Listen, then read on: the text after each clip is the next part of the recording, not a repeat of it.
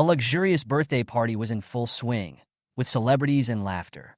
However, at this grand event, a seemingly inconspicuous beggar suddenly appeared. He stood there in tattered clothes, but was laughed at and even driven away by everyone. Suddenly, as 3 helicopters of the War Department descended from the sky, Governor Su Du came in person, and the elites of the War Department knelt down together. They never thought that this beggar, who was once regarded as a laughingstock by them, was Su Xinyuan, the emperor of the Northern Territory, who made the whole empire tremble. The celebrities present were all horrified and knelt on the ground. There was a dead silence in the hall. Everyone felt a chill and sweated. At this moment, Su Xinyuan stood up, looked down at everyone, and said coldly with undisguised murderous intent, "You have to pay back the debt you owe. I, Su Xinyuan, must seek justice for my dead parents." Before he finished speaking, everyone was shocked. The world of the Empire was about to change. Hi everyone, thanks for watching. Don't forget to subscribe to the channel and share. If you like this story, please let me know in the comment section. I will update the next part. Yangzhou, Slender West Lake. The moonlight is like silver, and the lake is shimmering. Tonight, the Slender West Lake is embellished with a grand birthday party. Zhao Yalong, the head of the Zhao family, one of the 6 great families in Yangzhou, held an unparalleled luxurious party for his daughter Zhao Ziru. Celebration. Celebrities from all walks of life came one after another. The lights were brilliant, and the scene was comparable to a top social event. Zhao Ziru wore a red classical long dress and had an exquisite princess hairstyle, looking like a fairy descending from heaven, attracting the attention of the whole audience. The young men and women around her surrounded her, and the flattery and praise were endless. "Sister Zhao, you are simply the most beautiful fairy in the world tonight," a cute girl said with envy. "I'm afraid even the most beautiful woman in Sudu will pale in comparison to you." Zhao Ziru raised her head slightly, accepting the compliments from everyone, with an imperceptible smug smile on her cold face. However, at this moment, an indifferent voice broke the warm atmosphere. "Beauty is like a dream, ultimately nothing more than a mirage." Although the voice was light, it was like thunderclap, instantly calming the atmosphere. Everyone stopped talking and looked around, trying to find this inappropriate provocateur. Zhao Ziru's smile froze on her face, and a hint of displeasure flashed in her eyes. She looked around proudly, and finally saw a slender figure in a pavilion not far away. He was a ragged man, with a sense of desolation and loneliness. The moonlight shone on him, making him look mysterious and lonely. But when the light shone on his face, everyone was stunned. "Ha ha, he's a beggar!" Laughter broke out instantly, and mocking voices rose one after another. The man was wearing ragged clothes, messy hair, and shoes covered with mud. He looked like a wandering beggar. Zhao Ziru frowned and waved her hand, ordering, "Drive this uninvited guest away." Just as everyone was about to take action, a huge roar suddenly came from the sky, interrupting everyone's actions. 3 combat helicopters roared in and slowly landed on the lakeside. The huge propellers stirred the lake water, causing waves. The banquet suddenly became quiet, and everyone held their breath, and their eyes were all cast towards the helicopters. Then, a group of officers with shining shoulder straps walked down from the cabin, and the leader was actually a general with a gold star on his shoulder. The whole scene fell into dead silence in an instant. Those are people from the War Department," someone couldn't help but exclaimed, his voice full of disbelief. Before everyone recovered from their shock, a black red flag sedan slowly drove over. The license plate number made everyone gasp. Su A00001. This was the license plate of the governor of the Imperial capital. Almost in an instant, everyone's face turned pale. The door opened, and the governor of Sudu, Kwang Bingshu, slowly got out of the car, and the high officials around him came forward. The shocking thing was yet to come. These big men who were usually high and mighty actually knelt down in front of the beggar and shouted in unison, "Welcome the emperor back." "What? The emperor?" The people who were still laughing were stunned. Everyone at the banquet was stunned, and even their breathing became rapid. Zhao Yalong was sweating profusely, looking at the man in shock. This beggar, who was just laughed at by everyone, turned out to be the legendary Northern Territory Emperor. He was a legendary figure who had once decided the fate of the world in one battle and had disappeared for 5 years. Zhao Ziru's body trembled slightly, and her original smug expression had long disappeared, replaced by deep fear. She looked at the figure slowly approaching, and her heart collapsed. This beggar, whom she had just ordered to be driven away, actually had such a supreme status. "Get up," Su Xinyuan said calmly. His voice was calm, but carried an irresistible majesty. Kuang Bingxiu and others stood up respectfully, not even daring to raise their heads. Su Xinyuan turned around and glanced at the Zhao family members casually, as if they were just ants. "I don't want anyone to hear about what happened tonight. Do you understand?" Zhao Yalong and the others nodded desperately, sweat dripping down their foreheads, not daring to say a single extra word. Seeing this, everyone at the banquet no longer dared to despise him, and all the ridicule and sarcasm turned into boundless fear. "Emperor, would you like to change your clothes?" Ko Hongji asked cautiously. Su Xinyuan nodded slightly, and the members of the War Department immediately stepped forward and handed over the carefully prepared purple-gold-green dragon robe and the gleaming Longquan sword. When Su Xinyuan put on the outfit that symbolized supreme power, everyone felt an invisible pressure coming towards them. Zhao Ziru and Zhao Yalong's bodies had completely collapsed. They realized that the man in front of them was the emperor who truly controlled the power of life and death. And they had dared to disrespect him just now. How should we deal with these people? Ko Hongji glanced at the Zhao family coldly, his tone revealing undisguised murderous intent. Su Xinyuan just smiled and said, "Forgive them this time, but remember, my tolerance is only this time." Before he finished speaking, Su Xinyuan and the members of the combat unit disappeared into the night, leaving behind only a silent West Lake and endless fear. Su Xinyuan sat quietly in the lobby of Hentang Hotel. The noise and laughter around him seemed to have nothing to do with him. His expression was indifferent, but his natural aura made people look at him involuntarily. Even Ko Hongji, who was walking behind him, had an aura that could not be ignored. The people around were whispering, "Who is that person? He looks very extraordinary. He should be from Yinjing, not from Jinling." Everyone was whispering, constantly guessing Su Xuanyuan's identity. But at this moment, Su Xinyuan had only one thing in mind. The debt owed by the Chen family should be repaid today.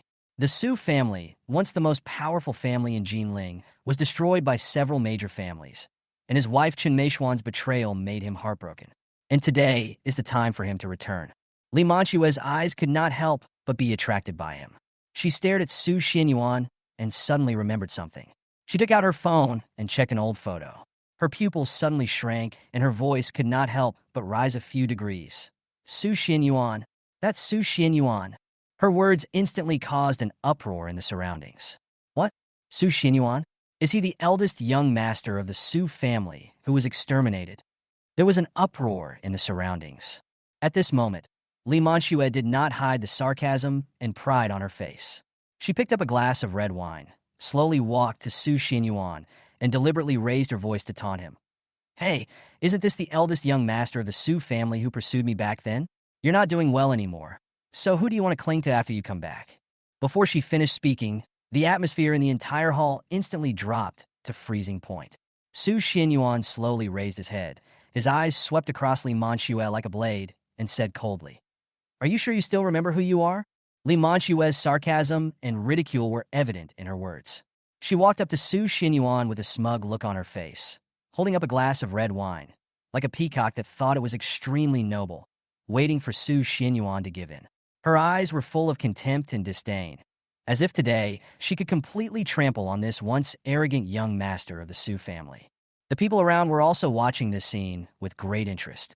The Su Xinyuan they had seen before was now in such a state of desolation, being humiliated in public. Unfortunately, the former glory was a thing of the past. Li Manchue said in a delicate voice, "Su Xinyuan, have a drink with me. Maybe you can still have a chance to survive." Her voice was full of mockery of the past, as if she could finally step on Su Xuanyuan's head and avenge her past indifference. However, Su Xinyuan still kept his eyes closed, as if he had not heard Li Manchue's words at all. Li Manchue was furious and her face changed. "Su Xinyuan, don't be shameless. I'm giving you a chance. Don't be ungrateful." Her voice was full of threats, and her posture was still arrogant, as if Su Xinyuan had to bow his head. At the moment when she was about to explode, Su Xinyuan finally slowly opened his eyes, picked up a glass of red wine on the table, shook it gently, and said lightly, "You are not worthy for me to drink your wine." Before he finished speaking, he drank the wine in his hand, not even bothering to look at Li Manchue. Li Manhua was stunned, and the guests around her were all shocked. Her face turned pale in an instant, and she raised her hand in anger, ready to hit Su Xinyuan. "You loser, how dare you?" However, before her hand fell, it was firmly grasped by a dark, big hand. The owner was Ku Hongji, who was standing next to Su Xinyuan. His eyes were cold, and his voice was even colder. "Where did you come from, bitch, to be so rude to the emperor?" Li Manhua completely lost her mind and struggled, shouting, "You dare to hit me? Do you know who I am? Don't even think about leaving today." At this moment, a cold voice came from the crowd. "Who is causing trouble at my Qin family's birthday party?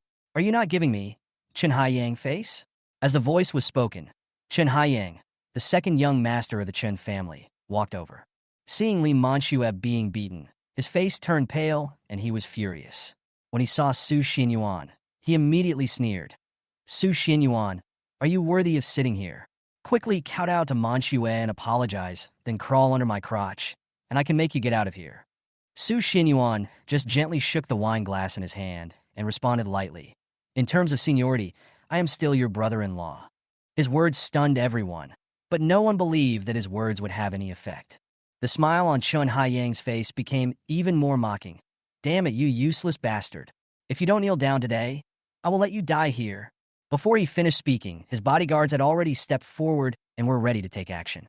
But just as they were about to draw their guns, Su Xinyuan dodged, and several bodyguards instantly fell to the ground, spitting blood. Everyone was shocked, and the scene instantly fell silent. Su Xinyuan slowly walked towards Chun Haiyang, raised his hand, and slapped him loudly. Everyone only heard a crack sound, and Chun Haiyang's head was spun around by Su Xinyuan in front of everyone's eyes, and he died instantly. The whole place was silent, and everyone was dumbfounded, as if they couldn't believe what was happening before their eyes. Su Xinyuan gently poured a glass of red wine and dripped it on Chun Haiyang's body. He said in a cold voice, "This glass is my last toast to you as your brother-in-law." Everyone around held their breath and didn't dare to say a word. This scene completely shocked everyone present. Li Manhua's face turned pale, and she almost dropped the red wine glass in her hand. There was a dead silence in the hall, and everyone felt a chill and broke out in a cold sweat. At this moment, Su Xinyuan stood up, looked down at everyone, and said coldly, "The debt that should be paid must be paid after all." The air was frozen in silence, and all the guests were shocked speechless. Only the sound of rapid breathing and unconcealable astonishment could be heard. "He's crazy. He actually dared to kill Chen Ershao. Now, Jinling is going to change." With someone's scream, the silence in the room was broken, and everyone finally came back to their senses from the shock. Countless pairs of eyes stared at Chun Haiyang's body lying on the ground, unable to believe what they saw. The Chun family rushed over from the second floor of the hotel, and someone had already called the police. When they saw Chun Haiyang's body, Chun Tianqing, the head of the Chun family, almost went crazy. He hugged his son's body and screamed, "Su Xinyuan, how dare you kill my son? I want you to die miserably." Then Chun Haiyang's sister Chen Meixian, who was wearing a gorgeous evening gown, also rushed down. A trace of astonishment flashed in her beautiful eyes. After seeing Su Xinyuan, she quickly regained her composure and contempt. "Su Xinyuan, you really dare to show up? Do you think killing my brother can change anything? Your Su family no longer exists." Su Xinyuan smiled faintly, as if he had heard a joke. The Chen family has grown from a small, wealthy family to the #1 family in Jinling over the years. Don't you think it's too fast? Your rise is not unrelated to the demise of the Su family, right? Chen Meixian snorted coldly and pretended to be calm. "Don't talk nonsense. The Su family's affairs have nothing to do with our Chun family." Su Xinyuan took a sip of the wine in his hand, looking calm. "I didn't say it was you. Why are you in such a hurry?" The sarcasm in his eyes was like a needle tip, piercing into the hearts of every member of the Qin family. Chen Tianqing was furious. His eyes seemed to tear Su Xinyuan to pieces. "Stop talking nonsense. When the police come, you're dead." However, Su Xinyuan didn't care at all, waved his hand gently, and continued drinking. His eyes were cold, and his tone was calm. "Half a month later, on the anniversary of my father's death, I will take the lives of your Qin family and the other 4 great families on behalf of my father. Do you mind?" These words were like thunder, and everyone was shocked and speechless. Su Xinyuan was so arrogant that he wanted to take the lives of the 5 major families. Everyone thought he was crazy, At this moment, Bu Tianzong, the captain of Jinling, walked in aggressively with several fully armed police officers, pointing their guns directly at Su Xinyuan. "Stand up, don't force me to shoot." The atmosphere in the venue froze instantly. Everyone in the Chun family sneered, thinking that Su Xinyuan was finished. However, Su Xinyuan just said calmly, "If you don't want to lose your position, get out now." Bu Tianzong was completely enraged, and when he was about to pull the trigger, Kahongji stepped forward and revealed his military uniform on his shoulders. When Bu Tianzong saw the golden star on his shoulder, his face suddenly changed, and his hair stood on end. "Northern Army, Commander?" Bu Tianzong understood instantly. His legs went limp, and he knelt down. All the police officers behind him also quickly followed suit and saluted. The whole place was silent, and all the guests were stunned. The Chen family was completely confused. Who was this person that could make the most powerful official in Jinling kneel down and surrender? Su Xinyuan put down his wine glass and said calmly, "Remember, today's events cannot be spread to others." No one dared to speak, their faces filled with shock and disbelief. He, a young master of the Su family who had fallen on hard times, could now make an official of the empire's fourth rank kneel down and salute him. This completely overturned their perceptions. The former classmates were stunned, thinking back to the once charming and elegant young master of the Su family, who now showed a more profound and extraordinary aura. Li Manhua was even more shocked and trembling all over. Su Xinyuan, who was once humiliated by her, actually had such a noble status. The atmosphere in the hall became more solemn, especially the people of the Chen family, who frowned and were extremely anxious. After a few years of silence, how terrible had Su Xinyuan become? Was he a major general or a general? They did not dare to speculate easily. Su Xinyuan looked around and said coldly, "In half a month, it will be my father's Memorial Day. Back then, my father passed away alone, without even a funeral procession. I hope that you will wear mourning clothes and send him off. And you 5 great families will carry my father's coffin and the spirit. In return, I will leave your bodies intact." As soon as these words came out, the whole scene became even quieter. The celebrities of Jinling all lowered their heads, their eyes filled with anger and helplessness. Who dared to wear mourning clothes and attend a funeral in public? They were all people of status. How could they tolerate such an insult? Just as everyone was in a rage, a scornful voice broke the silence. "How dare you? You're just a piece of trash from the Su family. What right do you have to command our 5 great families? After serving as a soldier for a few years, you don't know who you are anymore?" Su Xinyuan stood in the middle of the hall. His eyes were sharp. The luxury and excitement of the banquet were like floating clouds in his eyes.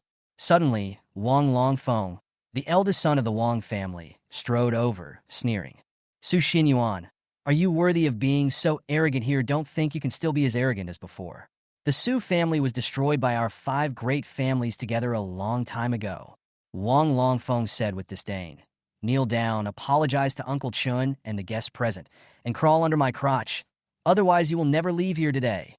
Wang Longfeng's arrogant words shocked everyone. However, just when everyone thought Su Xinyuan would give in, an accident happened.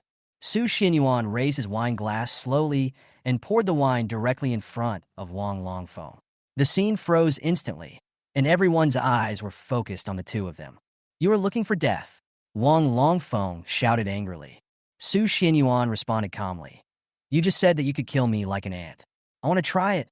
As soon as he finished speaking, he moved as fast as lightning, grabbed Wang Longfeng's neck, and lifted him off the ground. In an instant, Wang Longfeng's face turned pale, and he had difficulty breathing. Su Xinyuan said coldly, "I forgot to tell you that a fly has just set off. His name is Chun Haiyang."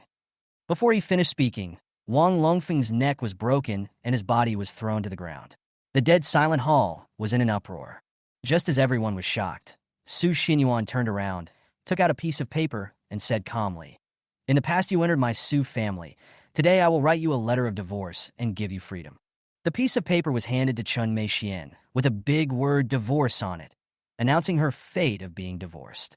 Chun Meixian's eyes were cold, but she was speechless. Su Xuanyuan's figure disappeared into the night, and the lobby of Hentang Hotel fell into silence.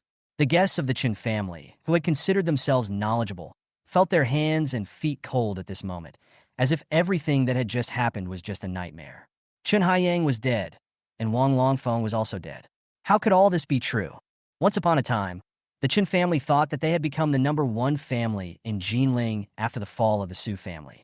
However, who would have thought that today they would suffer humiliation from Su Xinyuan one after another? Send him away. Qin Tianqing's voice was as cold as ice. He could no longer tolerate it.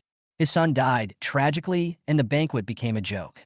The younger generation of the Qin family was even more furious, and they shouted angrily that Su Xinyuan should pay the price.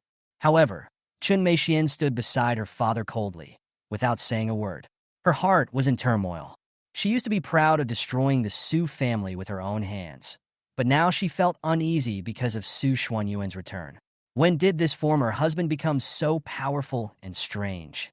At this moment, Qin Meixian suddenly broke the silence. Father, I agree to your proposal. The hall was silent for a moment. Qin Tianqing was overjoyed, and everyone in the Qin family also showed excitement.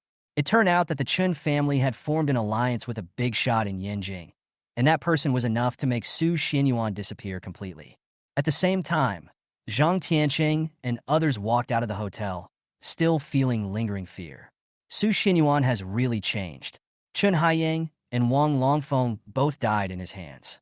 But their discussion was soon interrupted by the sound of horse hooves.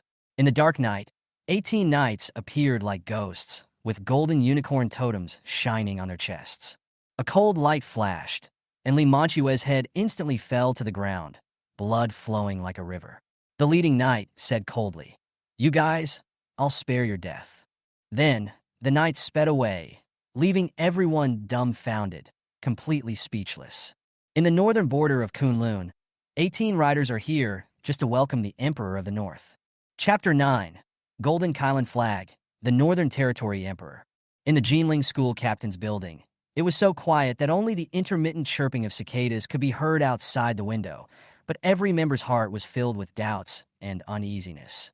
What happened tonight made them unable to calm down, especially the name Su Xinyuan, which raised many questions. Captain, who exactly is Su Xinyuan? Why does he dare to kill people in broad daylight? And we have no choice but to retreat.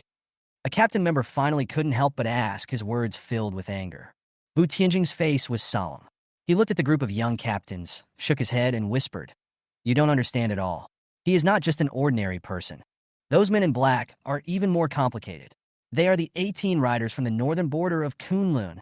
When Bu Tianjing said this, everyone was stunned, as if they had heard some fairy tale. The 18 riders of the northern border of Kunlun?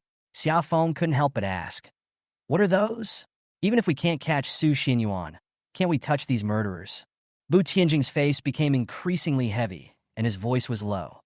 "Do you know about the war 8 years ago when the northern Luo kingdom's 300,000 troops invaded China? The Northern Territory only sent 19 people, 18 of whom were from the Kunlun Northern Territory. In the end, the 300,000-strong army was completely wiped out. Hearing this, everyone was stunned and speechless. Xiaofeng smiled bitterly and shook his head. "Are you kidding me? 19 people annihilated 300,000 people." Bu Tianjing's expression was grim, and he responded, "This is not a joke. In that bloody battle, the elite troops of Beiluo were slaughtered, and the blood dyed the entire battlefield red. Do you still want to capture those people?" As soon as the words fell, the whole building fell into silence. Xiaofeng and the others looked at each other, and a fear they had never felt before surged in their hearts. Finally, Bu Tianjing added in a low voice, "Su Xinyuan is the emperor of the Northern Territory." This sentence was like a thunderclap that exploded in everyone's heart, completely shattering their fantasies. Things are really going to change in Jinling. Chapter 10, Anyone who refuses to obey will be killed on the spot. Su Xinyuan stood in front of the villa, looking around calmly. His eyes finally stopped on the classical-style building in the middle and whispered to himself, "It's been 8 years. I wonder if Uncle Shun still remembers me." Back then, the Su family collapsed overnight, and the whole family suffered a tragic disaster. The wealthy families who had currying favor with the Su family in the past avoided them, and only Uncle Shun collected the body of his father and buried him. Su Xinyuan sorted out his clothes and walked towards the villa. In the villa area, many wealthy people who were doing morning exercises saw his extraordinary aura and started to discuss. "Whose young man is this? He has such an outstanding temperament." Someone asked in confusion. When Su Xinyuan walked straight towards the Shun family, Everyone's expressions changed slightly, and then they shook their heads and sighed. Go to the Shun family? This kid probably doesn't know that the Shun family has long been in decline. A morning exerciser said contemptuously. However, the next moment, a golden unicorn flag suddenly appeared in the sky, dancing in the wind. Then, more than 100 elite soldiers from the War Department descended from the sky, and snipers occupied the commanding heights of every building in the villa area. The surrounding areas were under layers of martial law. Hundreds of black-clad warriors stepped into the scene together, holding golden dragon-headed swords and looking like eagles. Everyone was so shocked that they were speechless. Only the top figures in the empire could enjoy such a grand ceremony. Just as everyone was in disbelief, 3 warriors with gold stars on their shoulders also walked in. One of them was a young warrior, Kohongji from the northern border of Kunlun. Kohongji glanced around casually and ordered in a cold voice. If anyone leaks what happened today, he will be charged with treason. Inside the Shin family, Su Xinyuan and Shin Mingwen were having a pleasant conversation, but Shin Xuefei came downstairs with dissatisfaction and sarcasm. You didn't come back when Uncle Su passed away. So why are you back now? Did you find it hard to make it in the War Department and retire early? Just as he finished speaking, another sharp voice came from the stairs. Hey, Xinyuan, you really know how to pick the right time. You were nowhere to be seen when the Su family was in trouble, but now that the limelight has passed, you are back to show off. Chapter 11. Unrivaled beauty, but rooted in the earth. Su Yuya, wearing a red home suit, walked down from upstairs slowly, looking at Su Xinyuan standing in the living room, with a hint of disappointment in her eyes. 8 years have passed, and the former eldest son of the Su family is now just a retired soldier. Thinking of how the Shun family offended the 5 major families because of Su Qingrui's death and became a third-rate family, Su Yiya's attitude became particularly cold. Shin Xuefei also stood beside him, her face calm. She was no longer the little girl who chased after Su Xinyuan and called him Brother Xinyuan. To her now, Su Xinyuan was just a stranger. Su Xuanyuan's eyes swept over the mother and daughter, and he had expected this in his heart. He smiled faintly and nodded to Shin Mingwen. Although Shin Mingwen was also aware of his family's attitude towards Su Xinyuan, he was still grateful and felt that he should not be too ruthless to this old benefactor. Xinyuan, don't take it to heart. This will be your home from now on. Tell Uncle Shun if you need anything. Shin Mingwen patted his shoulder, trying to ease the atmosphere. At this moment, Shin Xuefei interrupted with dissatisfaction. He's a grown man. Does he still need me to clean his room for him? Su Yiya quickly agreed. Xinyuan has also been a soldier. He has hands and feet. Can he be self-reliant? Facing the 2 people's sarcasm, Su Xinyuan did not get angry, but smiled. Uncle Shun, don't worry. I found a place in Jinling, and we'll move there soon. At this time, Shin Mingwen smiled awkwardly, and before he could respond, a sneer came from the stairs. Shin Xuefei's fiancé, Lu Xiaoqing, walked downstairs and said with a bit of pride and sarcasm, Oh, Master Su, I haven't seen you for a few years. You are really in great shape. But you came to the Shin family today. Are you trying to take advantage of the Shun family to make a comeback? Su Xinyuan picked up the teacup, took a sip, and said calmly, I'm not interested in this kind of thing. Lu Xiaoqing sneered and continued, Not interested? A retired soldier who can't make it is really unworthy to say this to me. After Xuefei and I get engaged, I'll see how you perform. Maybe I'll be in a good mood and give you a job. Su Xuanyuan's expression did not change at all, and he remained calm. Facing Lu Xiaoqing's complacency, he just smiled in his heart. Just wait and see. The end of the 5 great families will soon come. Ask the curtain roller. The crabapple tree remains the same. Su Xinyuan was about to explain something, but Shin Mingwen changed his clothes and asked everyone to go to the dining table to eat. Although the Shun family was lonely, the buns, porridge, and hot milk on the table were in line with Su Du's breakfast habits. Xinyuan, why don't you live here? Shin Mingwen asked with concern. Su Xinyuan smiled and refused. Uncle Shun, no need, I've already found a place to live. Su Yuya and Shun Xuefei, mother and daughter, watched the whole process coldly and ignored Su Xinyuan, especially Lu Xiaoqing, who drank milk elegantly, occasionally revealing contempt for Su Xinyuan. Shin Mingwen suddenly mentioned that Lu Xiaoqing's company was recruiting and wanted him to arrange a job for Su Xinyuan. Lu Xiaoqing acted embarrassed and said, Uncle, the minimum requirement of my company is a bachelor's degree, but the security team does not have any academic qualifications. When Shun Mingwen heard the word security guard, his face darkened and he felt obviously humiliated, but he did not show any anger due to consideration for the relationship. Shin Shuefei answered, her tone carrying the tone of an elder educating a younger person. Su Xinyuan, security is also a job, much better than what you have now. You shouldn't be so picky. Su Yiya also echoed, full of sarcasm. Su Xinyuan did not respond and politely left after finishing his breakfast. When leaving, Shin Shuefei chased after him, still with an admonishing tone. You should accept the reality. You might as well be a security guard now. Once the 5 major families know that you are back, you won't even have a place to stay. Su Xinyuan smiled faintly and said calmly, in half a month, I will send the 5 great families on their way.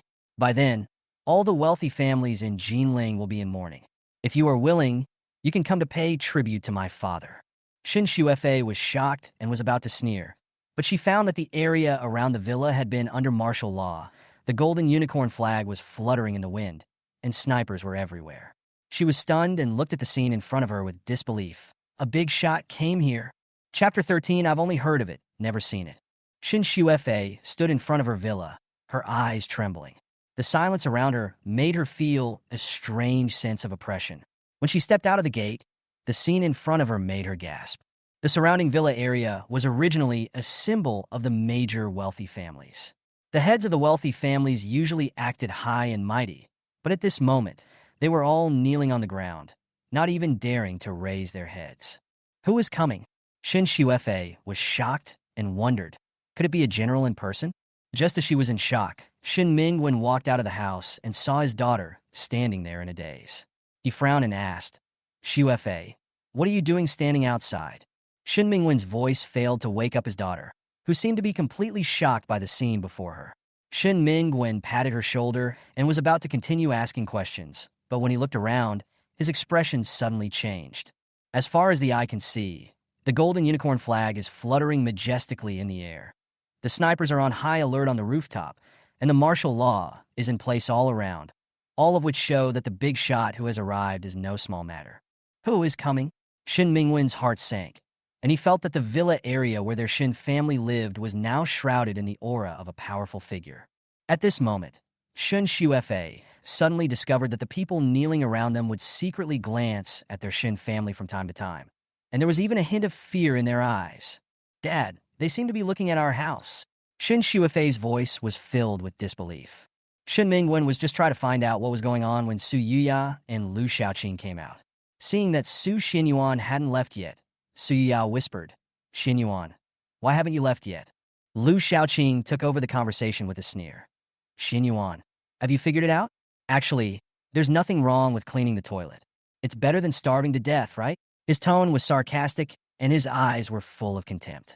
However, at this moment, everyone in the Shin family had not yet realized that the Su Xinyuan, whom they despised, was the big shot who made the heads of these wealthy families kneel down to welcome him.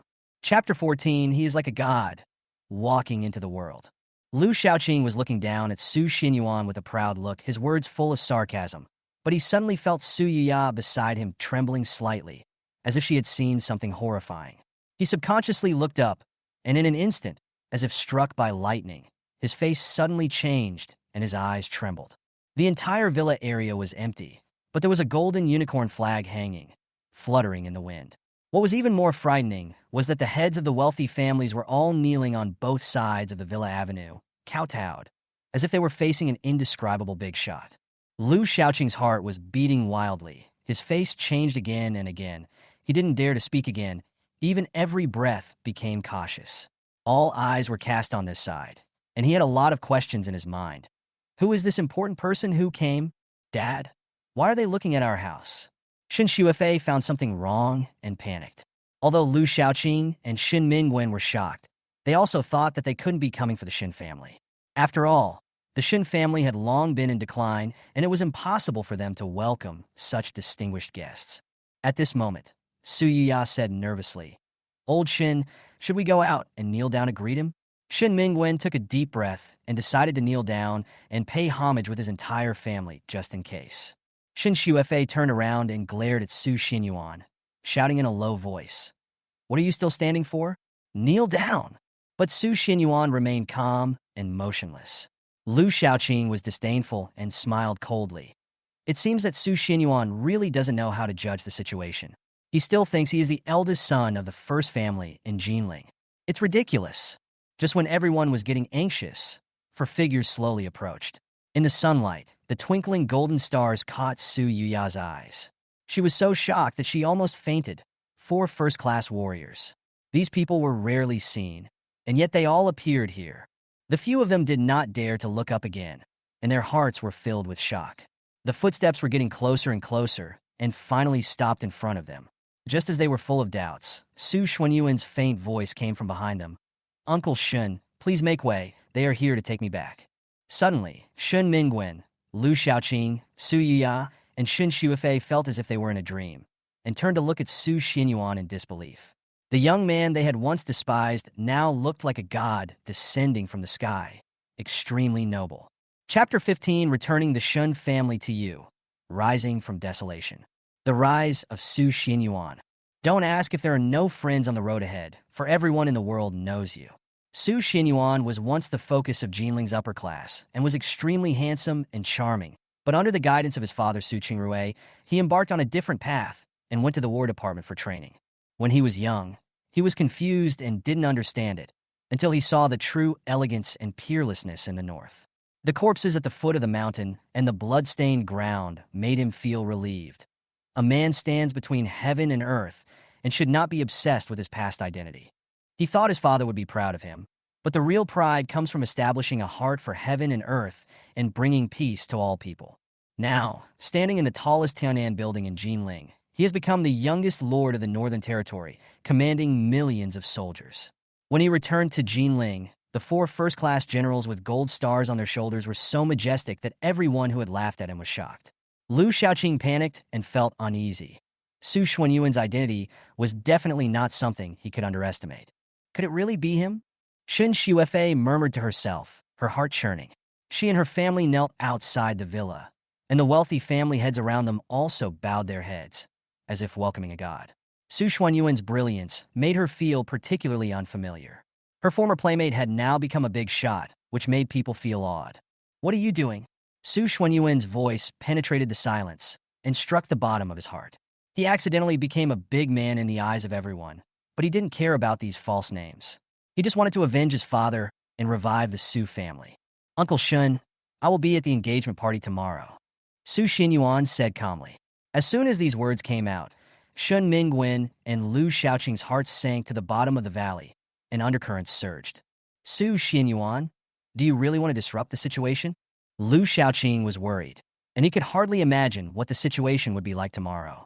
But he knew that Su Xinyuan definitely had the ability to do so. "Do you think I will let you go?" Su Xinyuan raised his lips, showing his confidence. Lu Xiaoqing felt cold in his heart and turned his head to avoid his gaze. Looking at Su Yuya and Shun Shuifei again, their faces had turned pale, as if they had seen a ghost, and they could only lower their heads. The next day, Su Xinyuan showed up at the Shun family as promised. Everyone was whispering and full of trepidation. At the same time, the wealthy families in Jinling had to kneel down to welcome the legendary emperor. They knew that this was not only an engagement banquet, but also a revenge feast that was destined to shock the whole city. If anyone disobeys, kill him immediately. In front of the Shun family's gate, Su Xuanyuan's words were like thunder, and everyone was afraid. In full view of the public, his appearance caused a stir, and the humiliation and ridicule of the past would be completely reversed at this moment. "Tomorrow, I want you to wear mourning clothes and pay tribute to my father. Tomorrow, I, Su Xinyuan, will return your daughter to you, hold a grand engagement banquet, and let your Shun family rise again from its decline. You say, is that okay?" Chapter 16, Even if you didn't do anything, it's a capital crime. In Jinling, a 1,000-year-old capital, history and wealth interweave into a painting, attracting countless literati and poets. But tonight, Linglang Manor is like an isolated island, shining with dazzling light in the darkness, as if announcing the coming of a storm. This manor, which once belonged to the Su family, now stands out among the wealthy families in Jinling. Tonight, the manor was brightly lit, and the heads of the 5 major families gathered there. Everyone was whispering and looking nervous. Sitting in the main seat was Li Shijian, who came from the royal family of Yanjing. He had a handsome face and outstanding temperament. Although he was young, he had a majesty that made people's hearts palpitate. Tell me, what's so important that you can ask me for help? Li Shijin glanced around calmly, as if everyone was a worthless chess piece. His voice was leisurely, but it made everyone present feel like they were walking on thin ice. Chun Tianqing was nervous and forced a smile. Mr. Li, do you still remember the collapse of the Su family a few years ago? Su family. Li Shijin was slightly stunned, with a hint of amusement in his eyes. He smiled slightly and said contemptuously, "Oh, that first family in Jinling, now it seems to be just a joke." The family heads around them were suddenly struck by lightning, and the atmosphere of uneasiness in their hearts became stronger. They realized that Li Shijin's existence would change the situation in Jinling. I heard that Su Xinyuan is back. Li Shijin took a sip of tea and said casually. Chun Tianqing looked embarrassed. Yes, he. Before he could finish his words, Li Shijin's face suddenly darkened and he interrupted him. Why did he come back? He wants to re-establish his influence. A family head answered cautiously, fearing to anger this direct descendant of the royal family. Li Shijin smiled contemptuously. In front of me. What is Su Xinyuan? He is just a retired soldier. How can he turn the world upside down? As soon as these words came out, everyone looked at each other in bewilderment, thinking in their hearts how to deal with the upcoming storm. Li Shijin's contempt made them feel a little suffocated, as if the future of Jinling no longer belonged to them. By the way, I will attend the Su family's engagement party tomorrow. Li Shijin suddenly announced, shocking everyone present. This is too hasty. A family head spoke tentatively, trying to dissuade them. Careless? Li Shijin smiled slightly, his eyes flashing with insolent coldness. I'll go tomorrow and see what he's capable of. He's a lowly patriarch of a noble family. Even if he didn't do anything, but he dared not take the initiative to welcome me, it would be a capital crime. Jinling was once a place of power and nobility, and the wealthy families from all directions competed with each other, fearing to lose face. Now, a shocking news came out. The former Su family collapsed because they did not welcome a royal descendant. This royal descendant was Li Shijin, who was only 20 years old, dressed in silk and green clothes, with extraordinary demeanor, sitting in Linglang manner, making all the heads of the families present like beggars, submissive and trembling. Li Shijin took a sip of tea and glanced at everyone, feeling secretly proud.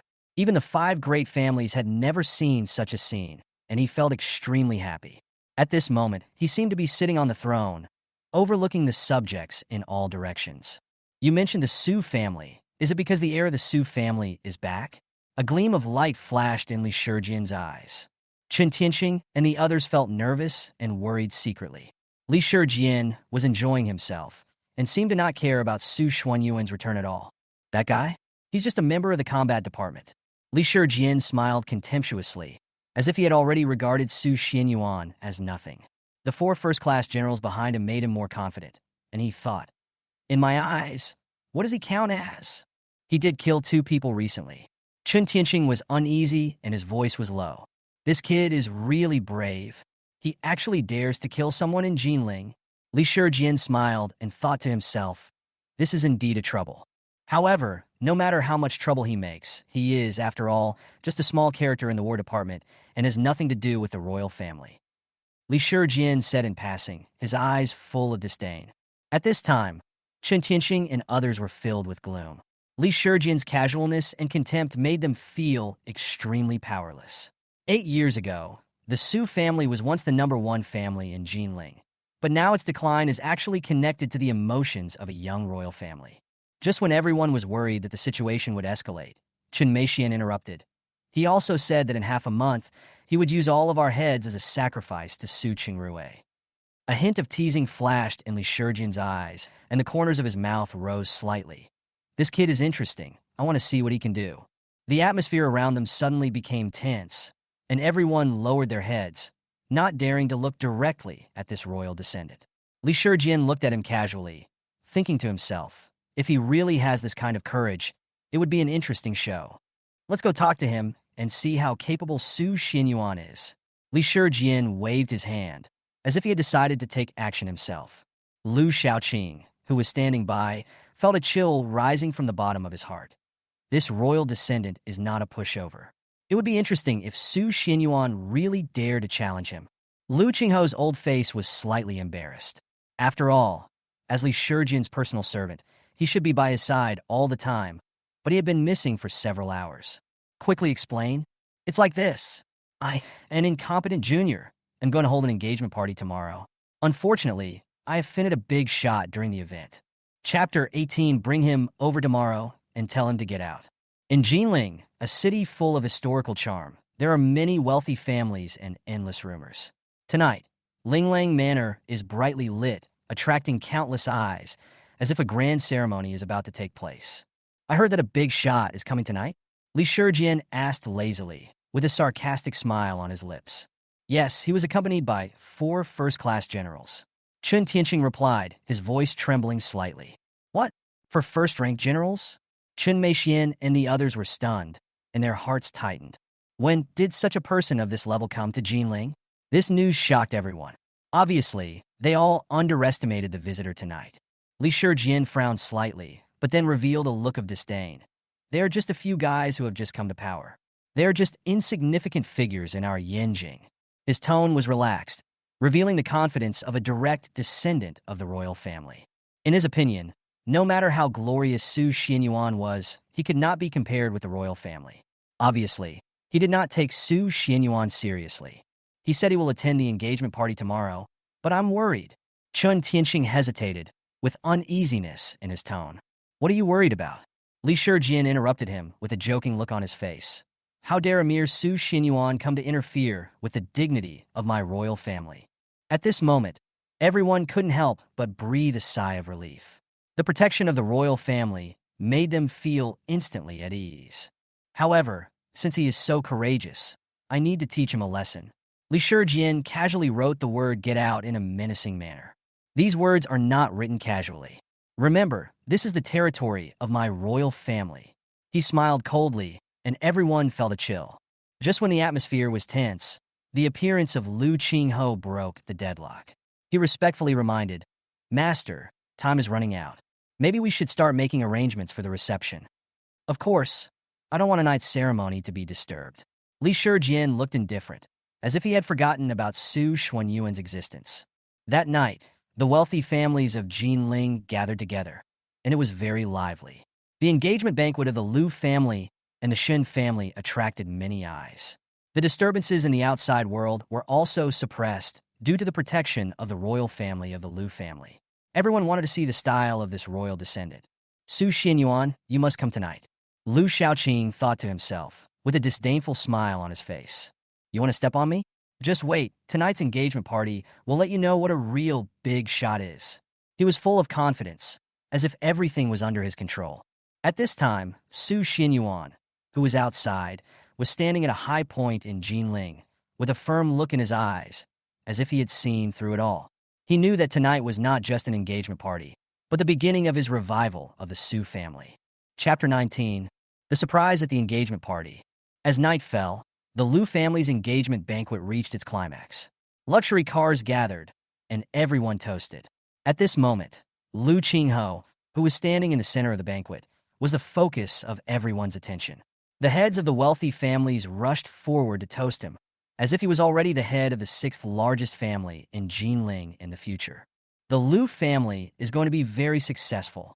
Everyone was whispering to each other, expressing envy. The elders of the Lu family were at the pinnacle of power.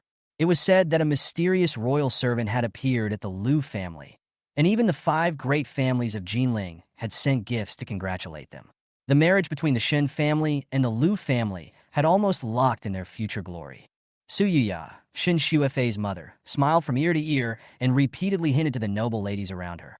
Our Shen family will definitely work closely with the Lu family in the future. Don't worry about your affairs. I will help you put in a few good words. On the other hand, Shen Mingwen was preoccupied and didn't seem to care about the prosperity in front of him. Lu Tianliang took a look and said with a smile, Brother Shen, are you going to regret it? Shen Mingwen was shocked by this and quickly explained. How could that be? I am very satisfied with Shaoqing and Shuefei's marriage. Just then, there was a commotion at the door. A cold voice broke the hustle and bustle. Am I late for the engagement party? Everyone turned their heads to look, and Su Xianyuan walked in slowly, followed by 4 first-class generals, with amazing momentum. Su Yuya, who was originally relaxed, turned pale in an instant, and Lu Shaoqing's smile froze on his face.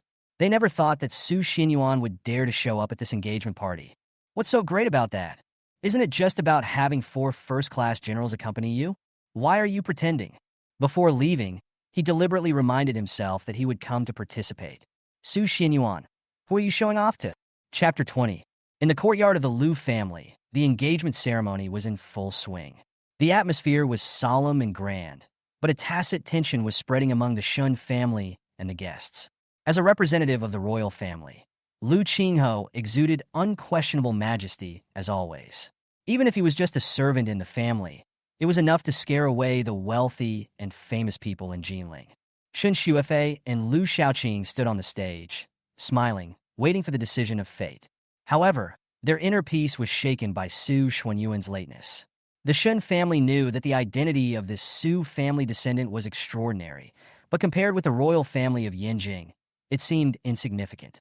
Just as the engagement rings were about to be exchanged, Lu Qingho was smiling, and the ceremony was almost reaching its climax, when suddenly, a steady sound of footsteps came from outside the door, gradually attracting the attention of everyone.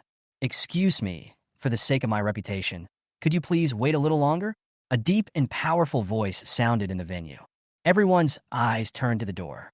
Su Xinyuan walked in slowly, followed by 4 first-class warriors with extraordinary momentum. The scene was instantly silent, as if the air had frozen.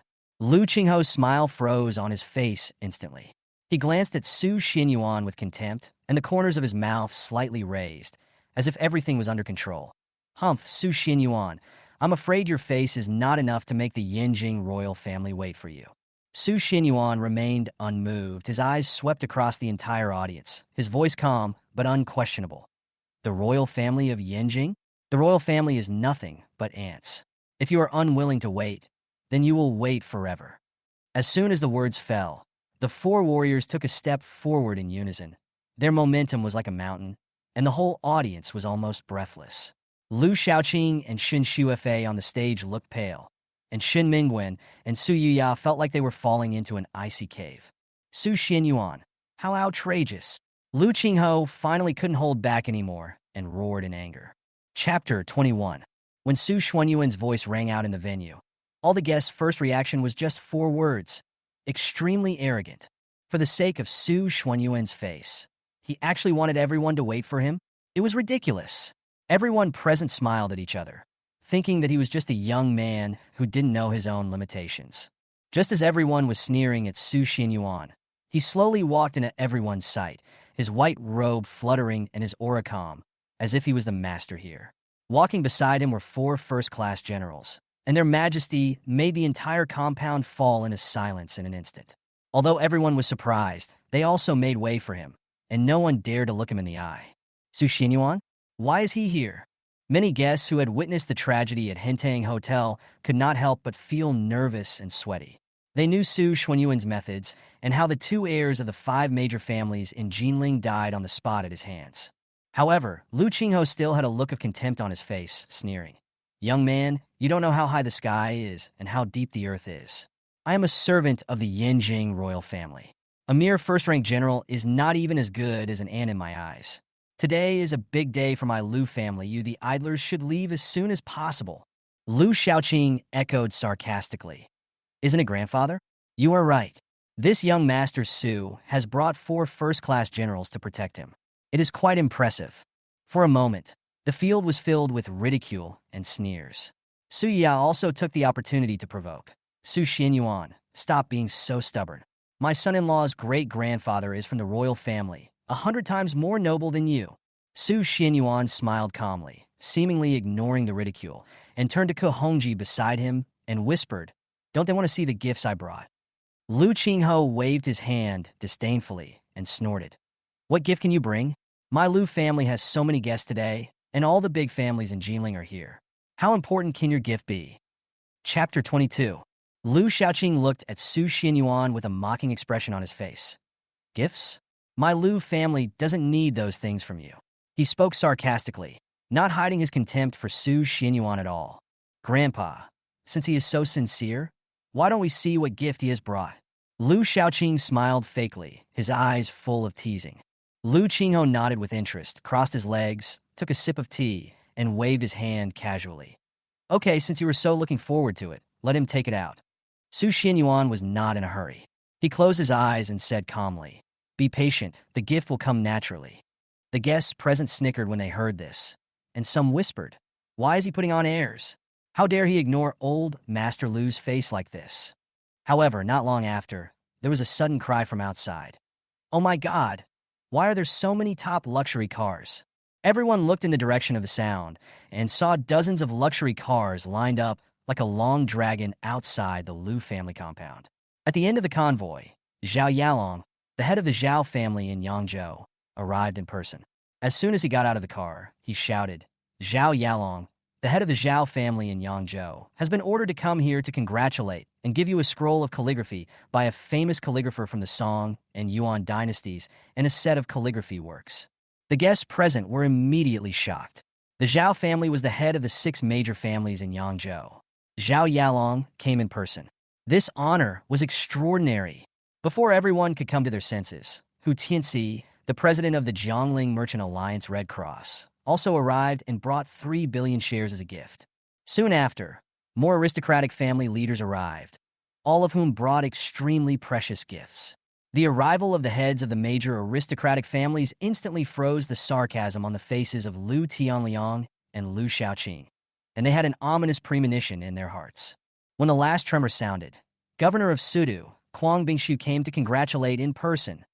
The entire Lu family compound fell into a dead silence. The teacup in Lu Qingho's hand shook and almost fell.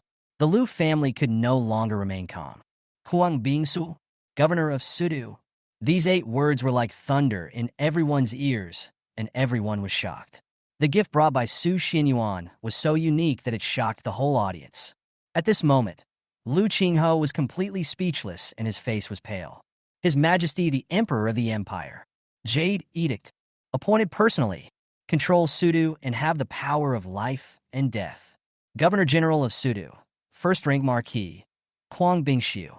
Congratulations to you. Look, what about this gift? Chapter 23. The lighthearted question that Lu Qingho had once raised kept echoing in their minds. Does he really think he is more noble than Governor Sudu?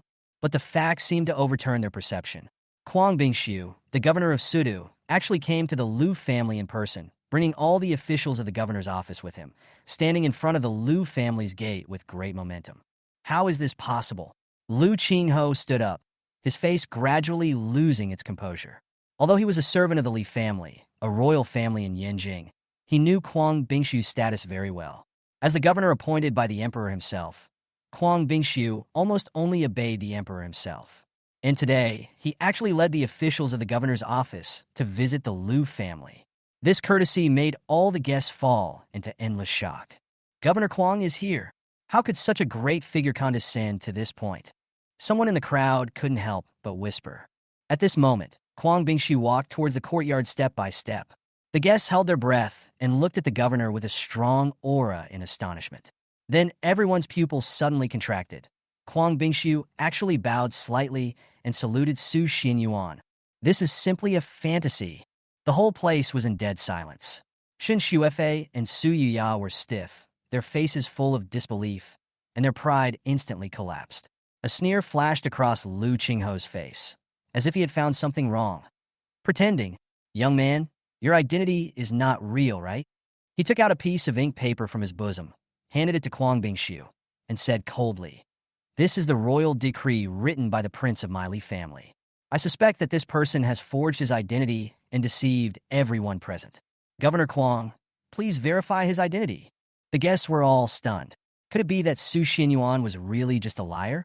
But just when everyone was full of doubts, Kuang Bingshu took the ink paper. His expression instantly turned cold, and then he gave an order. Come here, arrest this man. Lu Qingho looked at Su Xianyuan, and the sarcasm on his face became more and more obvious. He was certain that Su Xuanyuan's identity was definitely a forgery. After all, how could a young man be able to be above the governor of Sudu? You said my identity is fake? Su Xianyuan smiled indifferently, threw the ink paper handed to him by Lu Qingho aside, and said coldly, Are you sure? Lu Qingho sneered. Young man, why bother pretending? If you admit that everything was forged, maybe you can get a lighter sentence. Su Xinyuan stood up, straightened his sleeves, and said calmly, I'm going to change my clothes. See you later. This move looked more like escapism to Lu Qingho. He sneered, still want to escape? It will only take a few minutes to catch you back. Just as everyone was whispering, Su Xinyuan had already walked out of the side hall. He was wearing a robe embroidered with a blue dragon, with a long quan sword hanging from his waist, and the golden stars on his shoulders were dazzling. At this moment, the scene was like being struck by lightning, and everyone's eyes widened. That's the Long Quan sword. He is the Emperor of the North, someone whispered in horror. Su Xinyuan put his hands behind his back and looked at LV Qingho coldly, his voice as cold as ice. When I was 19 years old and became a god in Kunlun and killed 100,000 enemy soldiers, no one dared to question my fraud. Do you think you can do it today? As soon as these words came out, the whole place fell silent. Lu Qingho's face turned pale, cold sweat ran down his body, and he fell to the ground trembling. He simply couldn't believe the facts before his eyes.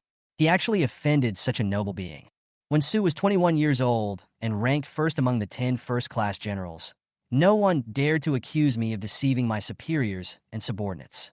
As Su Xinyuan walked towards the stage step by step, everyone in the audience trembled. Shun Xuefei collapsed on the ground, her face full of despair. She could not believe that this former brother Xinyuan was actually the current emperor of the Northern Territory. Governor Quang Bingshu of Sudu pays homage to the emperor of the Northern Territory. Quang Bingshu suddenly led all the officials of the governor's office to kneel down together, shocking the entire audience. At this time, Lu Qingho finally understood what despair meant. Su Xinyuan said coldly, What do you think of this gift? Chapter 26. Su Xinyuan left the Lu family compound, looking calm and composed, as if the engagement party had nothing to do with him. He never liked to owe anyone anything, and it was his consistent principle to distinguish between gratitude and resentment. Ko Hongji, who was waiting outside, saw Su Xinyuan coming out and immediately went forward to get him some plain clothes. Su Xinyuan got in the car and said lightly, Go to the suburban cemetery. The car then disappeared into the night, and as he left, there were also 18 figures hidden in the darkness. At the same time, in Lingling Manor, the atmosphere was tense. Li Shijian, the prince of the Yinjing royal family, was surrounded by the heads of the 5 major families, who were flattering him to the utmost and wished to praise him to the sky. My lord, may you be blessed as vast as the East Sea and live as long as the southern mountains. Chen Tianqing held up his wine glass, smiling broadly and speaking flatteringly. The heads of the 5 great families, along with the young people they brought with them, all surrounded Li Shijian and flattered him. Chen Meixian, who was sitting in Li Shijian's arms, felt sick at the moment. She suppressed her nausea and had to smile in the face of such servile flattery. Her father actually said such insincere flattery in order to curry favor with Li Shijian. All this is thanks to Su Xinyuan. Chen Meixian clenched her teeth, anger boiling in her heart.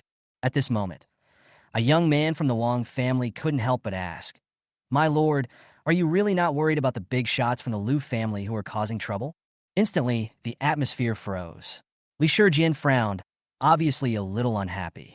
Wang Jinan hurriedly stepped forward to smooth things over. Master, calm down. Young people are ignorant. Don't bother with him.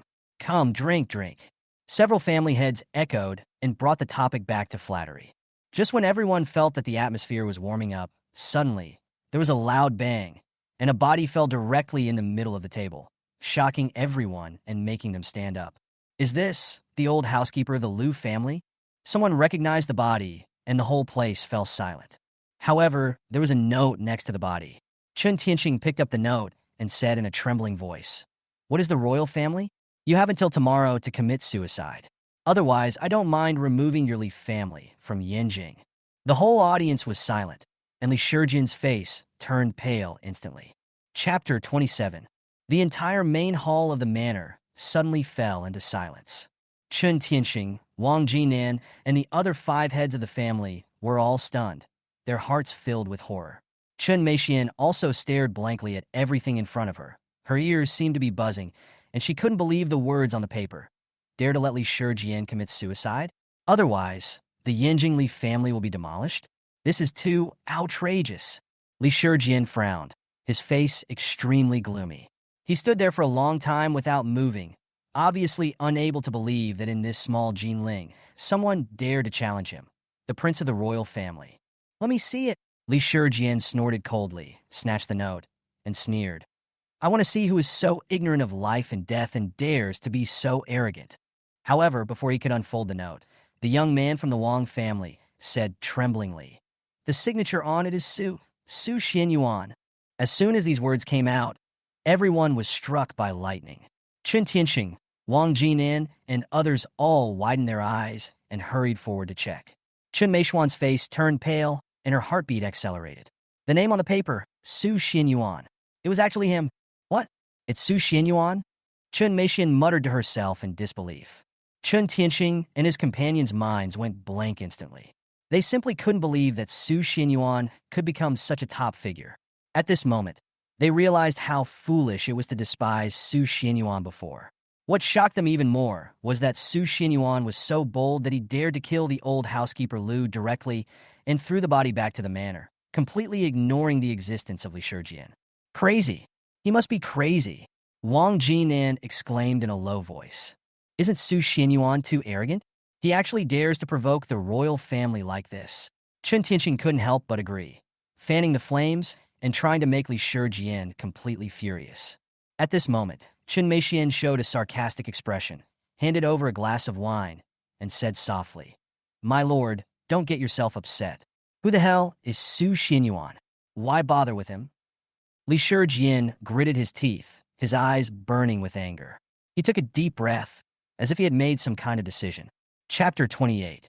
Li Shijian was furious and overturned the wine glass, spilling the wine all over the floor with a cold light in his eyes. "I'm the eldest son of the Li family. If I swallow this anger today, how can I be the heir of the Li family?"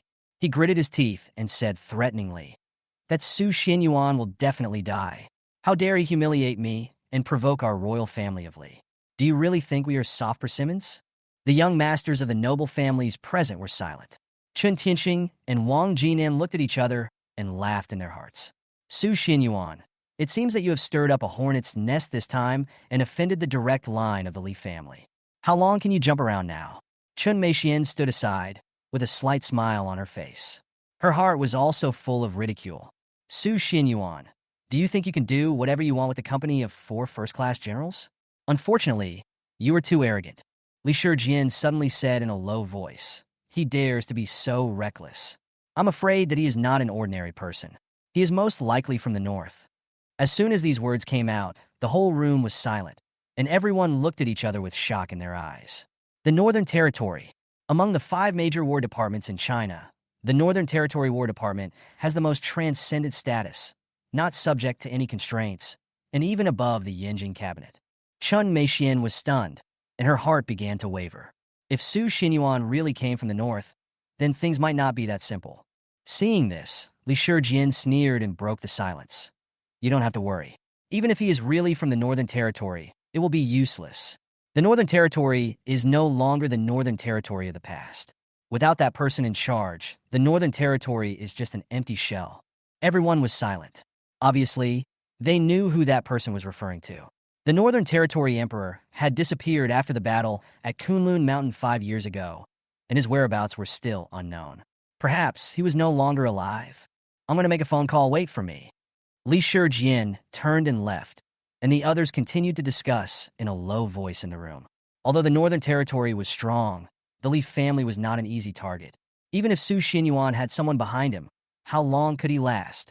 Not long after, Li Shijian returned to the room with a relaxed smile on his face. Chen Tianxing hurriedly went up to him and asked, "My lord, what's going on? Is Su Xianyuan really from the Northern Territory?" Li Shijian snorted disdainfully. "You guys, as the patriarchs of aristocratic families, are you so nervous? He may just be someone from the northern border." Everyone breathed a sigh of relief, but they still didn't dare to let go completely. After all, the deterrent power of the north was too great. "Don't worry, my father will come to Jinling in person in 3 days." Li Shijian's voice was full of confidence. "By then, will Su Xianyuan dare not kneel down and admit his fault?" When Chen Tianxing and Wang Jinan heard this, their eyes suddenly flashed with joy. The head of the Li family came in person. He was the patriarch of the top royal family in Yanjing, which was enough to suppress everything. What's more, Li Shijian sneered and added, Southern Heavenly King Su Feng will also come. As soon as these words came out, everyone in the room took a deep breath. The Southern Heavenly King Su Feng. Since the disappearance of the Northern Territory Emperor, 3 candidates were nominated in the court, and Su Feng was one of them. Chun Meixian sneered in her heart, Su Xinyuan, you are dead this time. Just wait. In 3 days, you will kneel down and kowtow in front of the Li family to apologize. What confidence do you have to be so arrogant? Chapter 29. As night fell, the suburban cemetery seemed particularly quiet. It was a 2-hour drive from downtown Jinling, and due to its remote location, almost no one came at night. Kong Dahai, a veteran who once served in the army, is now a security guard at the cemetery. Every night, he tells his granddaughter stories about his battles when he was young in the small security room. Today, the little granddaughter still pesters him to tell stories, and her childish voice is full of excitement. Grandpa, tell me more. Kong Dahai smiled dotingly, but still advised softly. Nyonyo, it's late. Grandpa will talk to you tomorrow, okay? After covering his granddaughter with a blanket, Kong Dahai picked up a flashlight and prepared to go out on patrol. But as soon as he stepped out of the security room, he saw car lights coming from a distance. He couldn't help but frown. It's so late. Why are there still people here? It was a Hummer, obviously not an ordinary car. Kong Dahai could see that it was a standard vehicle of the War Department, definitely not a replica. The door opened, and 2 young men got out. One of them was Su Xinyuan, and beside him was a stern follower, Ko Hongji. It's so late. Why are you still here to pay your respects? Kong Dahai stepped forward and looked at the 2 young men with extraordinary temperaments. As a veteran, he could tell at a glance that they were definitely not ordinary people. Excuse me, old man, Su Xinyuan said politely. Can you please give me some convenience? I want to go in and pay my respects to my father. Kong Dahai nodded and said with emotion, as a son, it is proper to pay tribute to the deceased father. Come in quickly. As he spoke, he opened the gate of the cemetery for Su Xinyuan and watched the Hummer disappear into the night. Kong Dahai sighed. Sure enough, the younger generation is better than the older generation. Su Xinyuan quickly found his father's grave. After a moment of silence, he spread out his 5 fingers, and Ko Hongji immediately handed him a brocade box. Su Xinyuan opened the box and took out a bottle of crystal clear wine. The bottle was as dazzling as a beautiful jade, and even the wine poured out was golden and fragrant. Father, Xinyuan is here to see you. He lit 3 incense sticks and bowed in worship. This is the wine I specially prepared for you. I offer you a glass. Ko Hongji stood aside, his eyes reddening involuntarily. Su Xinyuan, the emperor of the northern border, shouldered the heavy responsibility of protecting China. At a young age, he had already reached the highest position and made great military achievements. But in this quiet night, he faced his father's tombstone alone, and the honor behind him seemed so lonely at this moment. Father, don't worry. Half a month later, I will use the heads of the 5 great families to offer sacrifices to you. On the other side of the cemetery, Kong Dahai had finished his patrol and was about to go back to rest when he suddenly smelled a strange aroma of wine. He curiously followed the aroma, and when he saw the bottle of wine in Su Xuanyuan's hand, he was stunned, his eyes widened, and he couldn't believe it. That golden liquor, that legendary, forbidden Imperial wine. Decades ago, he had heard the old squad leader say that there were only 5 bottles in the world, and even the princes and nobles had no chance to taste it. This young man actually used the Imperial wine from the Forbidden Palace for sacrifice. Kong Dahai was so shocked that he was speechless. He recalled the distant years of fighting, and the voice of the old squad leader seemed to ring in his ears again. Chapter 30. Kong Dahai stood not far away, quietly watching Su Xuanyuan's worship scene, his heart churning. The aroma of the Forbidden Palace wine was still floating in the air, which made him even more dazed. 50 years passed in a flash. What once made countless people dream of appeared so easily in front of him today, and was even left in the cemetery as a sacrifice. Times have changed. Kong Dahai muttered to himself, shook his head, and attributed it all to the difference in times. He turned and walked back to the security room, feeling helpless and self-mocking. At the same time, Su Xinyuan stood up, straightened his clothes, and looked at Ko Hongji. Leave the bottle here. It's just a wine bottle. Hearing this, Kahonji couldn't help but smile bitterly. It was just a mere wine bottle, but this bottle of the Imperial Palace wine was priceless, and there were only 5 of them in the entire empire. Each bottle was personally gifted by His Majesty the Emperor, but now it was left so casually in a deserted martyrs' cemetery. I just noticed that this is actually a cemetery for war martyrs. Kahonji frowned, his voice tinged with anger. Su Xinyuan looked around and said lightly, "It's indeed a good place." Although his tone was calm, Kahonji knew that his master was very angry. The imperial law clearly stipulates that soldiers who died in battle must be buried as martyrs, and the cemetery should be taken care of by a dedicated person every day. However, Kahonji looked at the scene in front of him, unable to suppress his anger. This cemetery is deserted like a garbage dump, with broken tombstones, blurred names, and dead grass growing everywhere.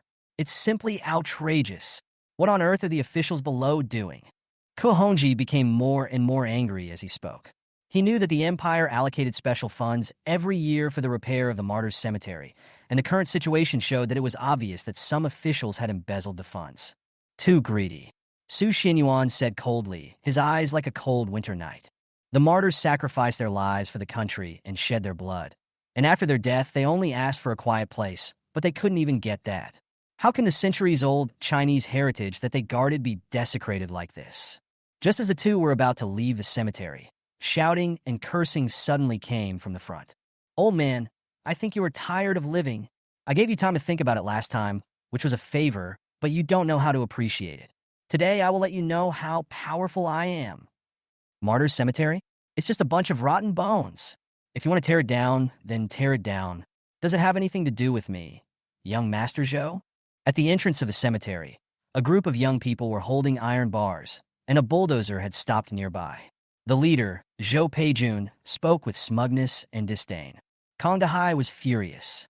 He waved his hands and shouted, "You are demolishing the tombs by force.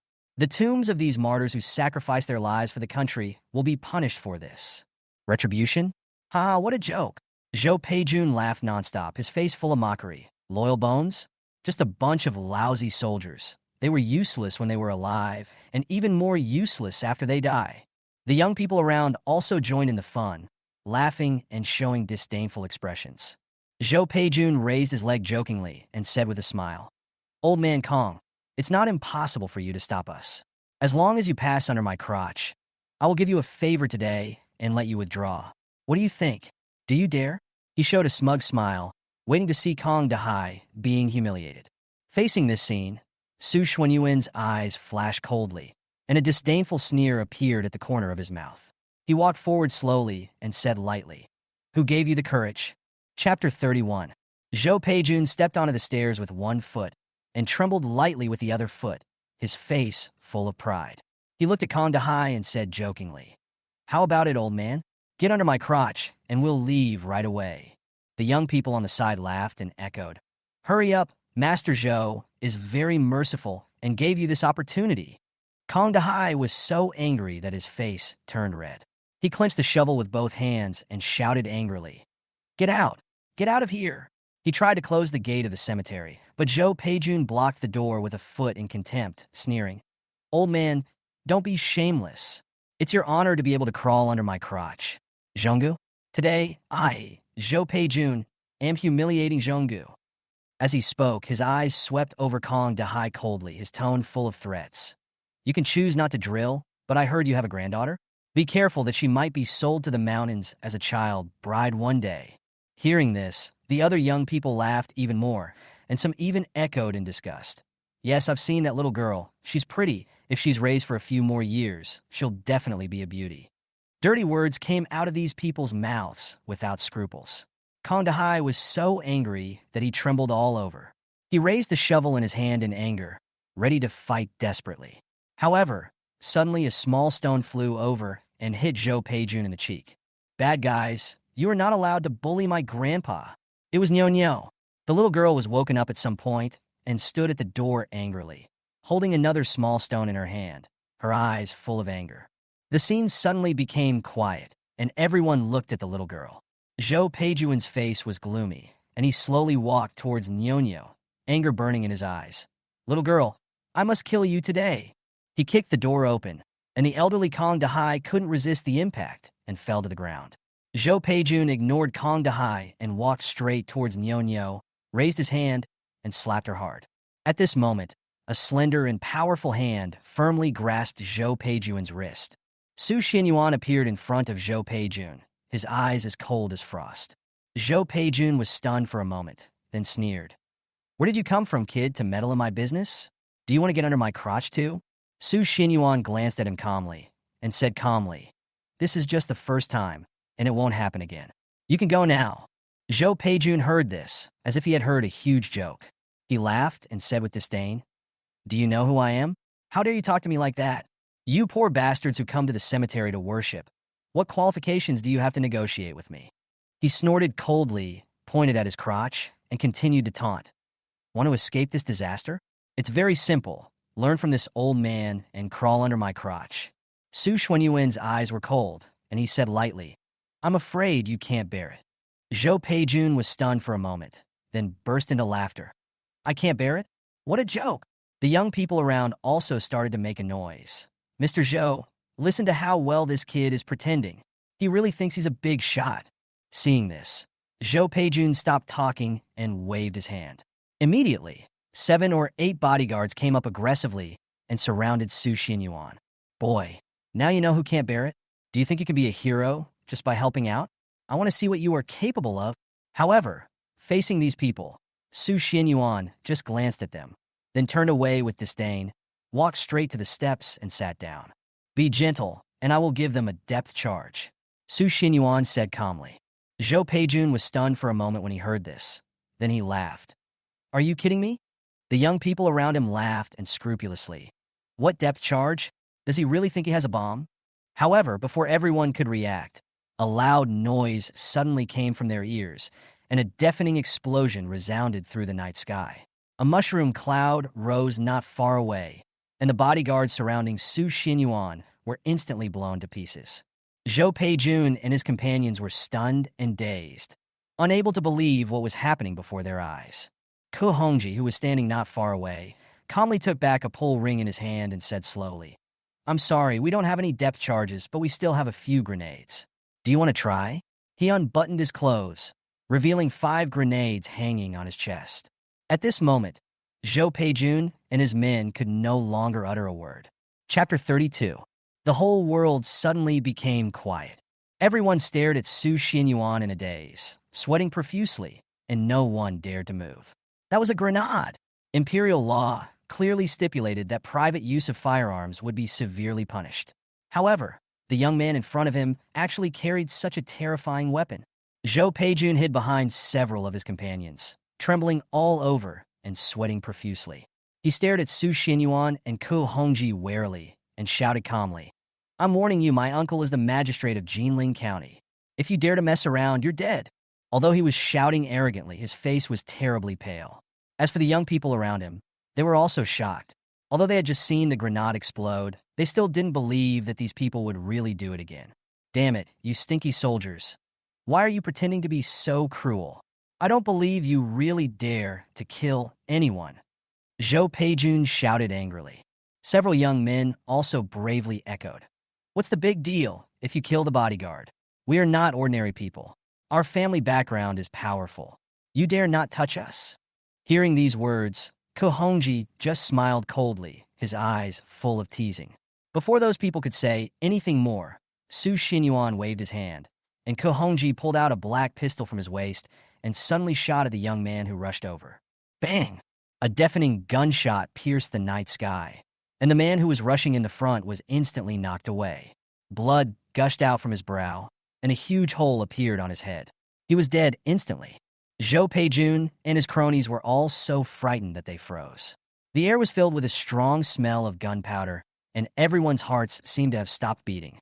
Ku Hongji slowly turned the gun in his hand, waved it towards Zhou Peijun and the others, and said with a smile, "How about it? My shooting skills are pretty good, right?" Zhou Peijun gritted his teeth, his legs shaking uncontrollably. Just as he was about to say something, there was another bang, and the gunshot broke the silence again. This time, the bullet shot into Zhou Peijun's right leg with incredible accuracy, causing him to scream like a pig being slaughtered, and he collapsed to the ground, rolling over and over while holding his wound. Those young people finally realized that this seemingly ordinary man in front of them was not afraid of trouble at all, let alone killing people. Su Xinyuan glanced at them calmly and said calmly, "I'll give you half an hour. Ask your uncle to come over. I have something to ask him. The same goes for you." Although his voice was soft, it sounded like a sharp knife to these young people, instantly cutting through all their pride and self-confidence, and frightening them so much that even their teeth were chattering. Ku Hongji sneered. "What are you standing there for? Hurry up and call your parents over. It's their honor to listen to this lecture." The group of young people, including Zhou Peijun, who was rolling on the ground in pain, dared not say anything else. They quickly took out their cell phones and started asking for help from their families. Kong Dahai witnessed all this, his eyes full of shock and worry. He knew that these young people were not ordinary people. Their families were rich and powerful, especially Zhou Peijun's uncle, Ma Dongyang, who was the county magistrate of Jinling. But Su Xinyuan not only dared to shoot, but also waited to confront Ma Dongyang head-on. Isn't it too confident? Soon after, a BMW car drove over from a distance. The car door opened, and a middle-aged man in a red official uniform got out. It was Zhou Peijun's uncle, Ma Dongyang, the magistrate of Jinling County. Ma Dongyang was in a very bad mood at the moment. He was supposed to attend the Liu family's engagement banquet. It was said that there were members of the royal family in attendance. If he could make friends with the royal family, his career would be further advanced. But before he even stepped into the door, he received a call from his nephew, saying that someone dared to touch his people. Isn't this deliberately looking for trouble? As soon as Ma Dongyang entered the cemetery and saw Zhou Peijun's miserable condition, his face suddenly darkened and he was filled with anger. "Did you do it?" His eyes were as sharp as knives, staring at Su Xinyuan fiercely, with an intimidating aura, and it was obvious that he did not take the young man in front of him seriously. However, what responded to him was Su Xinyuan slowly raising a black pistol. "I don't like people looking up at me. You kneel down and talk." Su Xinyuan's voice was calm, as if he was stating something very ordinary. Ma Dongyang was stunned, and his face changed instantly. Kong Dahai stared at the side with his eyes wide open, horrified. The young man in front of him was as powerful as a god, and there was no room for resistance. Chapter 33. Report. 30 heavy tanks are coming at 500 meters. Veteran Kong Dahai had a dull look in his eyes and looked speechless. He has seen crazy ones. I've never seen anything so crazy. Who is Ma Dongyang? Wearing a red hat. The magistrate of Jinling County, an official of the 6th rank in the empire. This young man not only dared to point a gun at Ma Dongyang, but also forced him to kneel down before speaking. Ma Dongyang was even more furious. His face was cold and gloomy. Even his eyes were slightly surprised. As one of the magistrates of Jinling County and a 6th rank official of the empire, he had never thought that one day he would be humiliated like this by a young man. Let him kneel down to talk. "Who do you think you are?" Bang! However, before he could open his mouth, a bullet was shot out instantly, carrying a flame all the way and hitting him under his feet. Ma Dongyang. Ma Dongyang knelt down immediately. His face was extremely dark. Kong Dahai. Seeing this scene, Zhou Peijun, who was lying on the ground, and his few friends were almost dumbfounded. This thing, where on earth did it come from? That's too crazy. He actually dared to shoot and threatened a 6th rank official of the empire. Is he crazy? He had originally hoped that his uncle would be there to save his face and punish Su Xinyuan and the other two, but he did not expect to see this scene. "My good uncle, I asked you to come here to support the party. I didn't ask you to kneel down." "That's right." Su Xinyuan's tone was flat. She just sat on the steps, looking at Ma Dongyang, who was kneeling below with a dim gaze. "Now I ask, you answer. Do you understand?" Ma Dongyang. Zhou Peijun. Young people.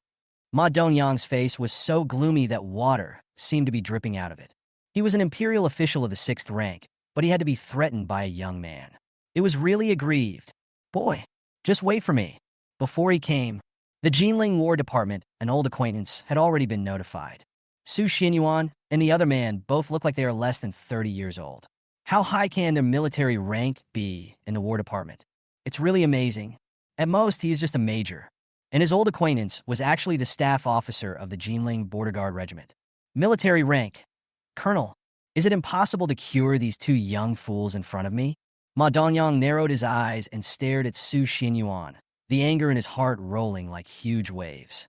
Boy, no matter who you are, you'll die before this matter is over. Bang! The bullet was fired, sparks flew. Ma Dongyang. He immediately became obedient again. Let me ask you, why is there no one responsible for repairing this martyr's cemetery? Su Xinyuan said calmly. There is also this martyr's cemetery. Since it is going to be demolished, why haven't they arranged the tombs yet? Where will they be placed? Ma Dongyang was stunned for a moment. He thought Su Xinyuan wanted to ask something, but it turned out to be just this. He sneered. You seem to be just a soldier. This is none of your business. You have no right to know. Your nephew. Su Xinyuan looked at Zhou Peijun and changed the subject. I heard that your nephew was planning to open an entertainment city here, and it was you who approved the demolition plan of the martyr's cemetery. Is that true? Ma Dongyang. His eyes were cold, and then he looked at the old soldier Kong Dahai beside him. You old bastard, did you tell him? A chatterbox old man? There was an extremely obvious threat in his tone. It seems to be saying, just wait after I deal with this guy. You'll be the next one. Kong Dahai also noticed it. Looks uneasy. I couldn't help but hug my granddaughter Nyonyo tightly. Didn't you hear this person asking you a question? Ko Hongji said coldly. Just say yes or no. Why are you looking at others? Ma Dongyang sneered. So what? It is clearly written in the demolition plan that there is not a single clause that is against the regulations or the law. Besides, Jinling's local affairs are not something that a bunch of soldiers like you can question. Ma Dongyang was speaking. Just a little bit. Even if it's against the law, even if I abuse my power for personal gain, what can you, a lousy soldier, do to me? What martyr cemetery? It's just a pile of rotten bones buried. When they were alive, they were just a bunch of useless cannon fodder. Even if you die, are you still blocking my path to wealth? Pooh, what the hell? At this moment, 6 or 7 expensive luxury cars drove up on the road in the distance, and a group of middle-aged men in expensive suits got out of them. A middle-aged man named Zhou Jianhua is Zhou Peijun's father. The rest were the elders of his gang of cronies. Now, this group of middle-aged men, led by Zhou Jianhua, were extremely angry and came over aggressively. The combined net worth of all of them could rival that of 2 of the most powerful families in Jinling. Result, however, they received calls from their respective sons and roughly knew what had happened. That's ridiculous. Which of their sons didn't grow up with a silver spoon in his mouth? What's wrong with being a little arrogant and domineering? Stinky soldier. He meddles in everything and even dares to interfere with them. This is outrageous. But take a closer look. I was stunned. This stinky soldier not only killed someone in public, but he even dared to use a gun to threaten the Jinling County Magistrate, a 6th-rank official of the Empire. Who gave him the courage? How dare you threaten Magistrate Ma with a gun? Boy, why don't you put down your gun? Threatening an Imperial 6th-rank official. Do you know what this crime is? The middle-aged people spoke arrogantly. It's not that they are brainless, but Su Xinyuan is too young. So young, what kind of identity can a soldier have? Father, you are finally here. Hurry up and save me. This guy broke my leg with a gun. We must catch him, make him suffer the most, and then let him die. Seeing his father Zhou Jianhua coming, Zhou Peijun and his gang of cronies started to complain. Bang! One shot was fired, and the ears were deafening and the body trembled. Zhou Jianhua. Middle-aged people. It became quiet in an instant. What are you arguing about? Are you all here?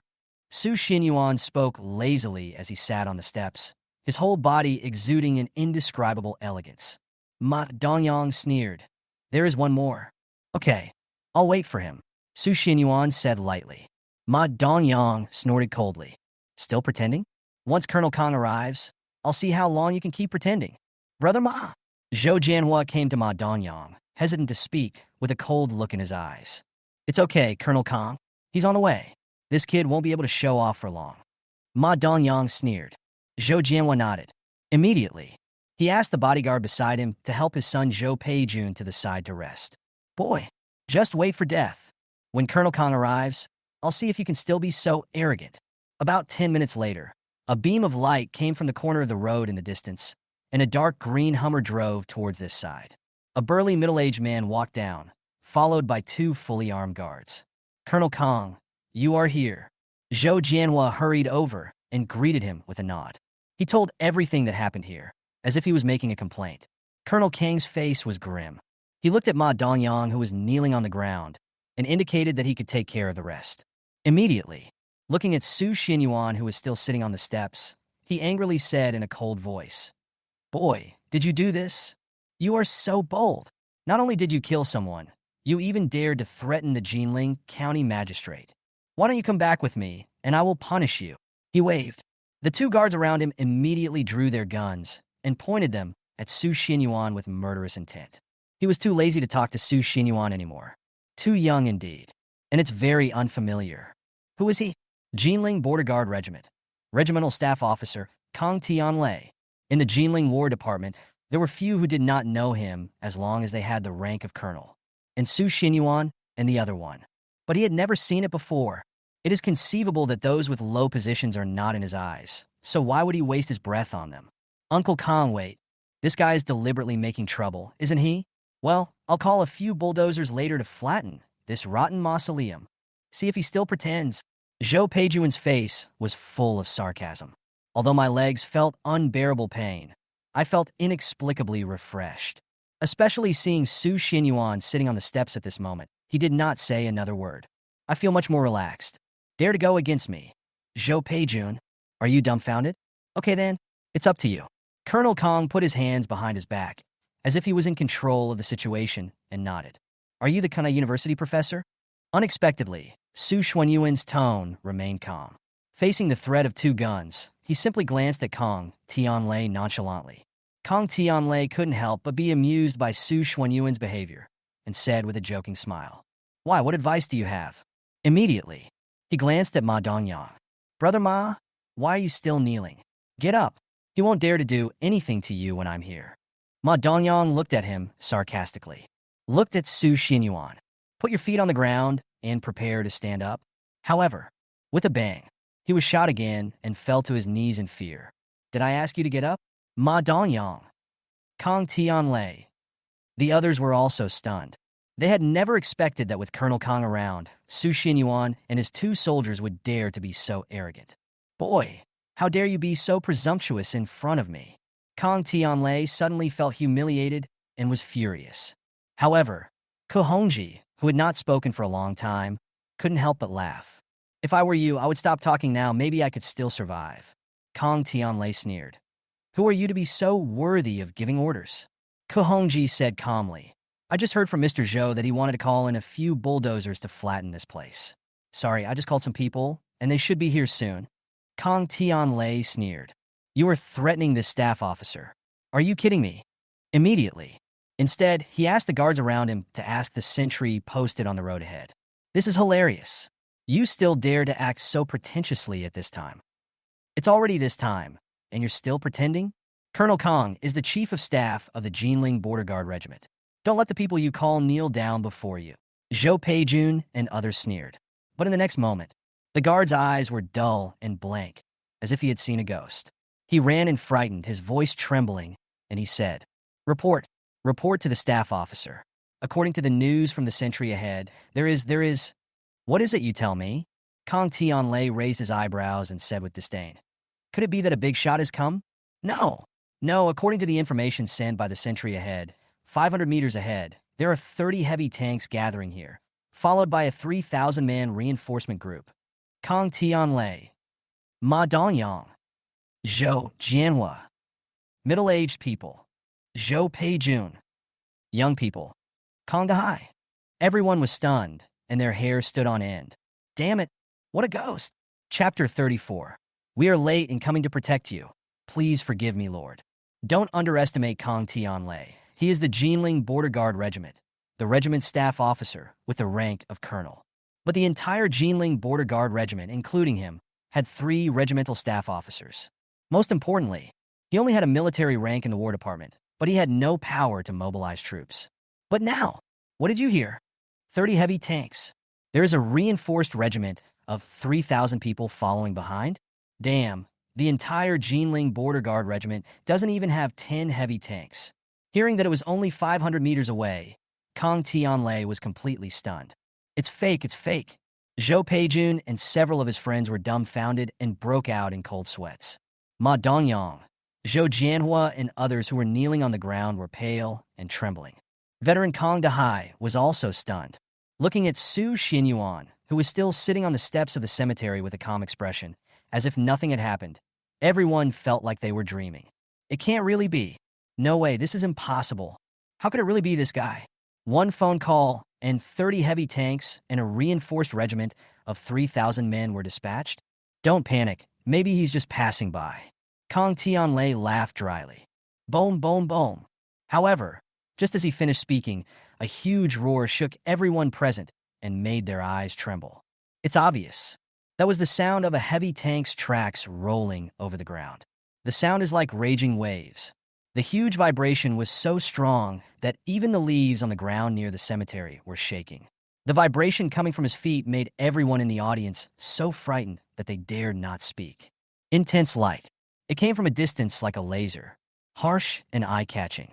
Kong Tianlei, Ma Dongyang, and the others were all trembling with fear and shocked. Just see, 30 heavy tanks. At this moment, one car after another was turning the corner, and in front of everyone's extremely trembling gaze, they were driving on the road leading to the cemetery, as majestic as mountains. At last, the entire cemetery was surrounded by people.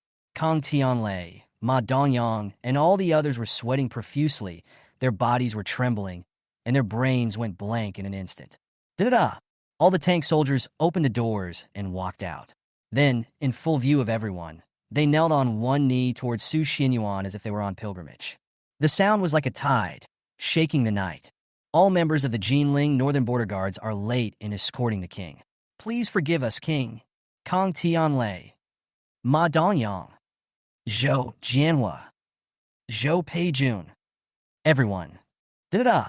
Before everyone could react, waves of footsteps swept across the night like a huge wave, and 3,000 fully armed combat officers, wearing black combat uniforms, walked quickly in neat steps. Immediately, stand on the other side. He stood upright with a solemn look. In the silent dark night, it was as if the moonlight had lost its color.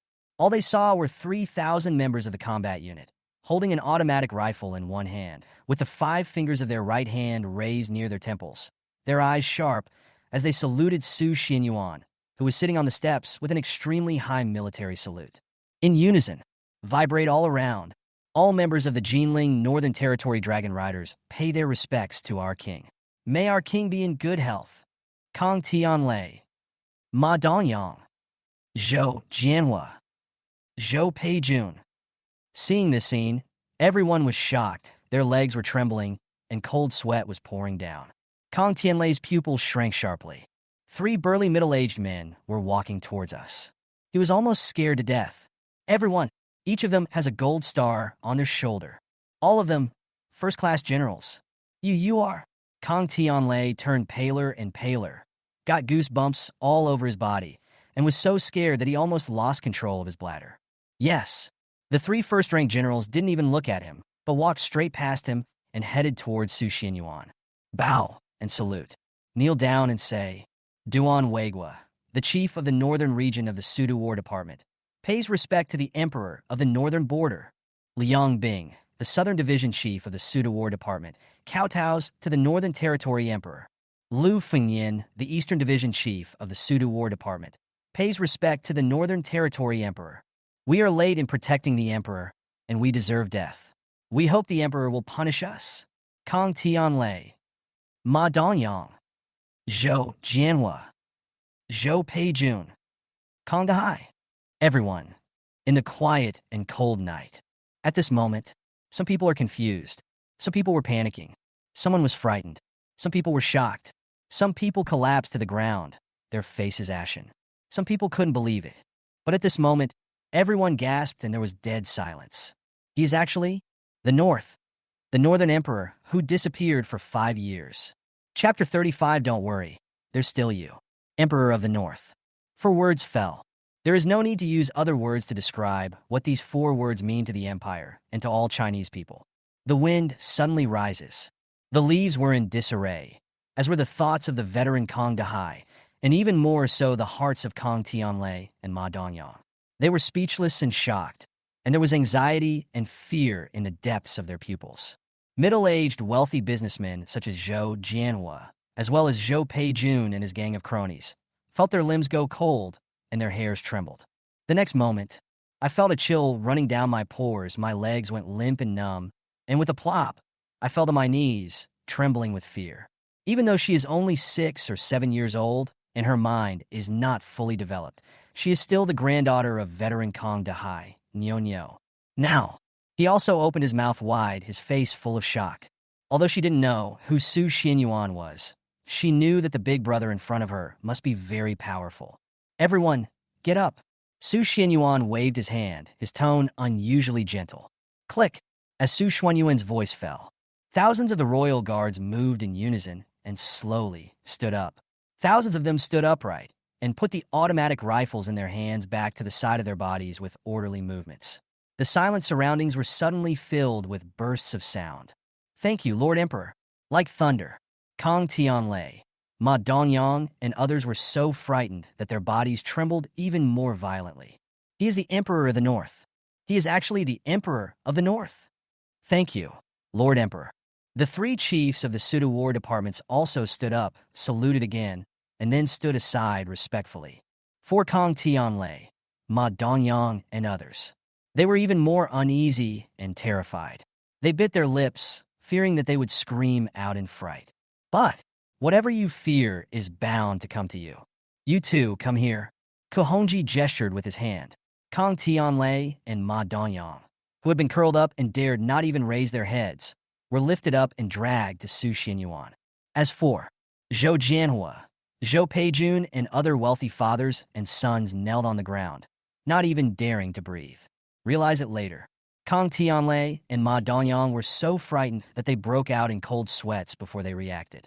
Ma Dongyang suppressed his trembling, swallowed his saliva, raised his head tremblingly, looked at Su Xianyuan, who was sitting on the steps, forced a smile, and said flatteringly, "You're subordinate. I was just joking with you, not?" Yes, it's all misunderstandings, all misunderstandings. Kong Tianlei also nodded quickly. Yeah, Su Xianyuan said calmly. Intent to murder the Northern Territory Emperor. What is the crime according to the Imperial law? Just finished. The earth-shaking response echoed all around, like a violent storm and huge waves, trembling in the ears, one wave higher than the other. Kill, kill, kill! Kong Tianlei, Ma Dongyang, Zhou Jianhua, Zhou Peijun, and others who were kneeling on the ground were so frightened that they lowered their heads and were on the verge of collapse. They wouldn't believe it even if you beat them to death. One day myself, it will anger the Northern Emperor. Their so-called identities as wealthy businessmen are simply not in the same dimension compared to these characters who have already entered the clouds and are almost legendary to all living beings in the Empire. Have mercy, have mercy. This is all a misunderstanding. We really didn't know it was you. Please spare my life. Kong Tianlei and Ma Dongyang were so frightened that they broke out in cold sweats all over their bodies. They quickly knelt on the ground and kowtowed frantically. Please forgive us. Even if we have 10 courage, we dare not act insolently in front of you.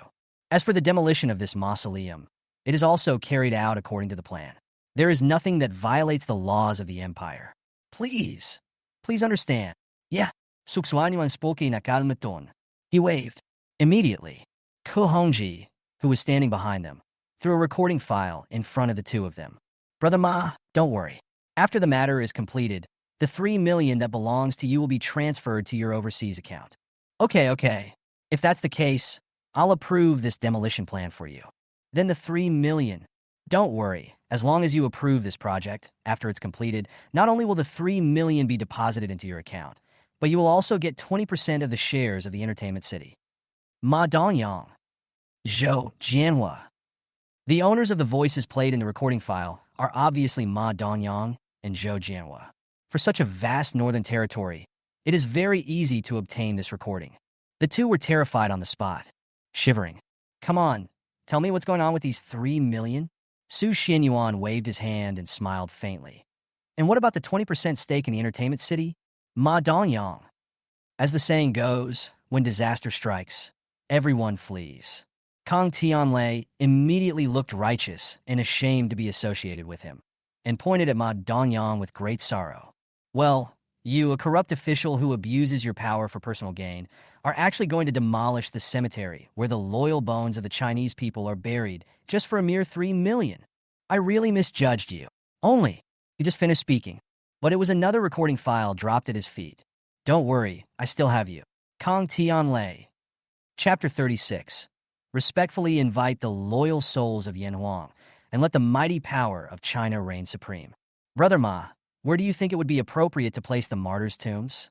You'll have to ask our Kantuan staff officer about this. You too. Are you asking me about such a small matter? It's just a pile of rotten bones. Go ahead and tear them apart.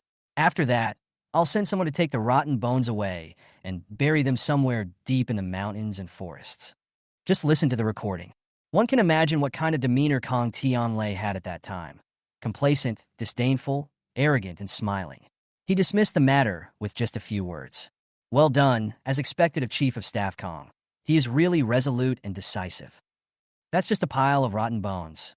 They were just a bunch of useless cannon fodder when they were alive. Brother Kong, don't worry. You will get your share after this is done. Kong Tianlei. Kong Tianlei's face turned pale instantly, and he was so frightened that he lost his mind. He collapsed to the ground, shivering with his head down. Your subordinate, I know I was wrong. Please forgive me. Forgive me. He was trembling all over, and at this moment, he couldn't even utter a complete sentence. He really didn't expect it. The words I said at that time, when they fell into his ears one day, were like a death warrant. So scary. Oh! Su Xinyuan smiled gently and said, Forgive you. Have you asked them? Have you ever asked if there are any loyal people buried under this cemetery? Thousands of combat team members roared in unison, as loud as thunder. That was the best answer. How can I say I have no clothes? I share the same robe with you. You have tarnished the loyal souls of the Chinese nation. Kill, kill, kill. Kong Tianlei. In that case, what's the point of keeping you? Su Xinyuan waved his hand and said calmly, Bring the knife. He stood up slowly. A broadsword with a red tassel, delivered immediately to your hands. Expressionless. He walked towards Kong Tianlei, Ma Dongyang, Zhou Jianhua, Zhou Peijun, and others who were so frightened that they dared not move even a step. Loud whistling sound. It rang again. I don't have clothes, but I share the same clothes with you. I should be killed. I should be killed. I should be killed. Fire the cannon, sing a song, and respectfully invite the loyal souls of the Chinese nation to come and see if the country is what they wish it to be. As soon as Su Xinyuan finished speaking, he had already landed beside Zhou Peijun and his gang of cronies. His eyes were cold, and he did not hesitate at all. A broadsword with a red tassel. Accompanied by the passionate and high-pitched voices of thousands of combat troops, Zhou Peijun's head was chopped off in an instant and rolled down on the spot, like a huge wave washing away sand, as if it would even pierce through the darkness. If China is in trouble, they will be the first to bear the brunt. They are willing to become loyal souls in the underground. Even if there is a fusion of fire and sea and thunder in the sky, and even if people in the future slander and laugh at them as cannon fodder, what does it matter? If we can drive out foreign enemies, protect our land, and bury this 7-foot body, what's the harm? If China is invaded, the passionate men should strengthen themselves. Drink up this bowl of hometown wine. The hero will never come back. The mighty Yellow River and the mighty Yangtze River give me life and strength. The singing was passionate and majestic, shaking the entire cemetery. Chinese man, stand tall and proud, not inferior to anyone in the world. No more insults. Seeing his son's head rolling to the ground, Zhou Jianhua was so frightened that his eyes turned white and his hair stood up. He was even more shocked by the passionate singing that dared to compete with the heavens and the unyielding soul. Ge Hongbaji said loudly, Northern Border Guards, listen up. Fire your cannons to welcome the loyal souls of Yan Huang. Boom! The roar of cannons pierced the darkness and shook the earth. Let it go again. Boom, boom, boom. The sound waves that shook the sky, like war drums, rang in the ears of Kong Tianlei, Ma Dongyang, Zhou Jianhua, and others. Their faces turned pale, then green and yellow, as if their souls were drained out, and they knelt there in a daze. Snap! 4 or 5 heads rolled on the ground. Put! The third cannon shot arrived.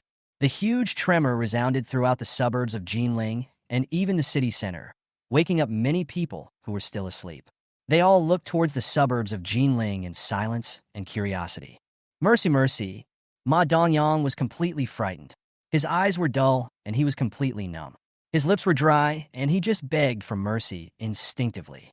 The veteran Kong Dahai, who was not far away, was also stunned for a moment, his eyes blurred with tears. The heroic singing of thousands of combat unit members in his ears also became more passionate and more tragic at this moment.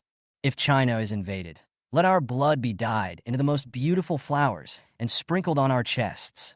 Forward, forward! The song seems to carry memories, passion, and an extremely high appeal. That belongs to every Chinese man. A memory engraved in my bones. Veteran Kong Dahai's eyes suddenly turned red. He clenched his fists, waved them, and sang along. The sword is unsheathed. Thunder and lightning are flashing. When two people meet on a narrow road, the bravest one wins. Keep going forward, keep going forward, keep going forward. Iron-blooded warriors. Some people have used their lives to continue the history of this magnificent country. Flags are flying. Some people have used their bodies to create immortality for this prosperous paradise. Mercy. Kong Tianlei's face was full of panic. He wanted to beg for mercy, but when he uttered only one word, he seemed to have thought of something and couldn't help laughing and shaking his head. Once upon a time, he's also... Su Xinyuan slashed down with his sword. The head fell to the ground, but he was looking at all the members of the combat department. Aloud, I look at the sword camps by candlelight, and then admire Begum Mountain. Who will go to the battlefield with me? I have no clothes, but I will share them with you. The powerful and high-pitched voice echoed in the night. Who can bear to see the scarred mountains and rivers and the constant tears of blood? We respectfully invite the loyal souls of Yenhuang and make China's national prestige great. All members of the combat unit responded with high spirits, which was majestic and tragic to the extreme. We respectfully invite the loyal souls of Yenhuang and make China's national prestige great. For Su Xinyuan, those buried in this cemetery were not cannon fodder, nor were they waste. They are all heroes. Ma Dongyang and Kong Tianlei used the little power they had for personal gain and insulted these loyal souls. They deserve to die thousands of times. Among the wealthy businessmen and their sons, Zhou Jianhua, Zhou Peijun, there is not a single innocent person. He was used to being domineering. Now, you have to pay it back. 10 minutes later, the 30 heavy tanks of the Royal Guards and the 3,000 men of the Dragon Riders saluted Su Xinyuan and began to return along the same route. Soon, the huge suburban cemetery returned to peace. Su Xinyuan was also preparing to leave, but he looked at the veteran Kong Dahai not far away and nodded gently. Old man, after today, no one should dare to pay attention to this cemetery. He bowed and said, see you later. Goodbye. Ko Hongji put a windbreaker on him, then opened the car door and left, watching the car going farther and farther away. The veteran Kong Dahai's eyes were shining. He seemed to have not yet recovered from the scenes just now, and stood there woodenly. Memories come flooding back. Suddenly he thought of his squad leader back then. At that time, he asked, Sergeant, have you ever regretted joining the army? Regret? In my memory, the squad leader smiled and said, I never regretted this. It's right at my doorstep. If a man doesn't even fart, is he still a man? No more talking, the enemy is coming. Get ready to fight. A trance. Veteran Kong Dahai came back to his senses, looked at the car disappearing in the distance, and burst into laughter. The hero has come out of seclusion. We have successors. Good, good. Nyo, the granddaughter standing nearby, felt something dripping on her head and couldn't help but raise her little face to take a look. Grandpa, why are you crying? Grandpa didn't cry. He was happy. Chapter 37 that year, the cabinet elder. There was a huge explosion last night. Almost all the citizens of Jinling fell asleep in curiosity and silence. The morning of Jinling is approaching, when the whole Jinling, once again entering a prosperous and busy state. Whether they were street vendors, shop owners, young students, or elite white-collar workers sitting in high-rise buildings, they were all following the people around them, discussing the sudden gunfire last night. Did you hear any noise last night? It was so loud, it sounded like someone was setting off a cannon. It seems to be coming from the suburbs. That's right. My home is in the south of the city, the farthest from the suburbs. I could hear it last night. It was so loud that it almost shattered the windows in our house. Do you think there's a war going on in the suburbs? Nonsense. How could there be a war in such a peaceful and prosperous time? In my opinion, It should be an exercise. Exercise? That's impossible. If Jinling had an exercise in previous years, they would have given advance notice. How could it be so sudden like last night? Discussions arose, but it sank quickly. Curiosity is curiosity. No one will dig deep and get to the bottom of it. No matter which faction's war department in the four corners of the empire. What they want to do is not something that ordinary people can explore. When Su Xinyuan came back last night, it was nearly 1 in the morning, but he woke up early in the morning. This is closely related to his several years of military career. Soldiers in the combat department must be prepared at all times. According to the information obtained by the 18 riders last night, after Marquis Lu Qing died, the Li family's heir apparently called the Li family in Yanjing. Ko Hongji stood aside, handed over a set of clean clothes with both hands, and began to report. Knowing that he is difficult to deal with, he temporarily swallows his anger. He is not like an ordinary good-for-nothing. Su Xinyuan raised his neck, turned up his collar, and smiled gently. It's a pity that you are so self-righteous. Find someone who can calm the situation. Who is he looking for? Ko Hongji said, the current patriarch of the Li family, the father of this Prince Li, is Li Jue. And there is also the Southern Heavenly King, Su Feng. This Southern Sky King is one of the 3 candidates for the Lord of the Northern Territory who were nominated during the 5 years you were missing. Ge Hongji said, bring breakfast to Su Xinyuan. A cup of hot milk and 2 eggs. This amount is probably too little for a child. However, as the nominal left guard of the Northern Emperor, he was very clear about this man's living habits. He did not like to eat too much for breakfast. Oh! Su Xinyuan gently peeled the eggshell and said calmly, what is so special about this Southern Sky King that he could be nominated by those old guys in the cabinet? Although he has been missing for 5 years, even now, before it is announced to the public, he, the Northern Emperor, is back. But count on your fingers. You can guess it. The royal princes, the royal family, and those generals who were capable of establishing their own princes, both in the court and the country, had long been dissatisfied with him, the emperor of the northern border. That's it. He, the emperor of the Northern Territory, is too glorious. No one in the whole country has the same status as him. And there were only 2 or 3 people who dared to acknowledge his death in the battle 5 years ago, and then go with the flow and nominate a new Lord of the North. It's the cabinet elder, Yin Song.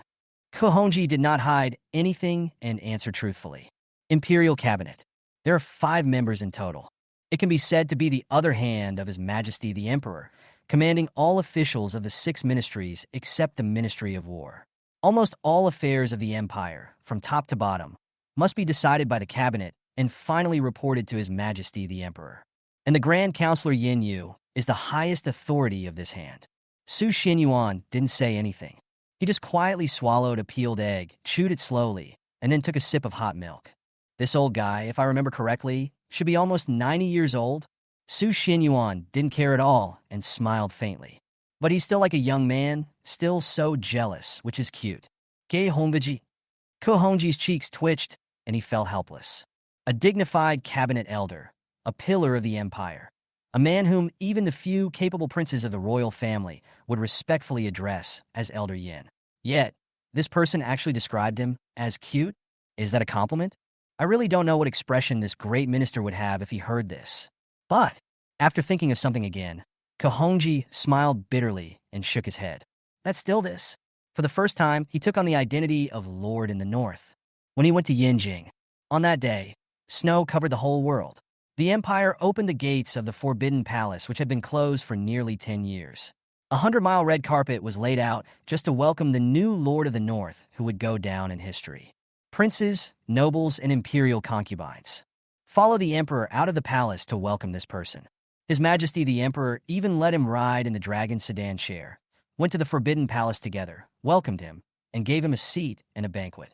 But halfway, however, this senior cabinet minister jumped out, pointed at this person's nose and scolded him, saying that he had violated the etiquette between the monarch and his subjects, was too arrogant, and did not know how to be restrained and humble. For a while, the atmosphere was awkward. No one can save the situation. Everyone, including the princes and concubines, were waiting to see this person make a fool of himself. After all, they had been displeased with this person for a long time. You are the Lord of the North, whose ancestors were neither royal relatives nor founding heroes. Why should we, the people closest to His Majesty, go out of the city to welcome you in person, even if His Majesty the Emperor agrees. You should also abide by the etiquette between the ruler and his subjects. How can you really enjoy it openly? Originally, everyone thought that this person would feel ashamed and kneel down to apologize. After all, the new Lord of the North is still too young. He cannot psychologically endure being scolded by the Grand Minister of the Cabinet, a senior figure of the empire. But I didn't expect it. Su Xinyuan did it directly in front of the officials from the 6 ministries, the princes and nobles, and the princes and lords in the palace. He pointed at the nose of the cabinet elder and started to curse him. You old jerk. Why are you pretending to be so arrogant? Why don't you take a piss and look at yourself carefully? Who do you think you were to give me orders? Believe it or not, I'll twist your head off and use it as a chamber pot. As soon as these words came out, I don't know how many jaws dropped. That senior cabinet minister, who was well-read and could not even utter a swear word, could not stand being humiliated by such vulgar language. He was so angry that his beard stood up on the spot, and he almost had a heart attack and passed out. Think about it now. Ku Hongji couldn't help but want to laugh. That bang. However, just as he was about to continue speaking, the door was suddenly opened, and a girl, half bent over and tiptoeing, hid behind the door. Gay Hongji, where did you go? Where's the person who was here just now? That's really strange. In the passage outside, 3 or 4 young girls dressed fashionably, who looked to be in their teens, ran past. When they didn't notice the figure, they left, but he didn't go far. Therefore, the girl hiding behind the door still didn't dare to come out. Su Xinyuan also looked over there. The girl had a slender figure and was wearing tight short jeans. She stood tall and graceful, but she was wearing large sunglasses and a black scarf covering her face, so her appearance could not be seen clearly.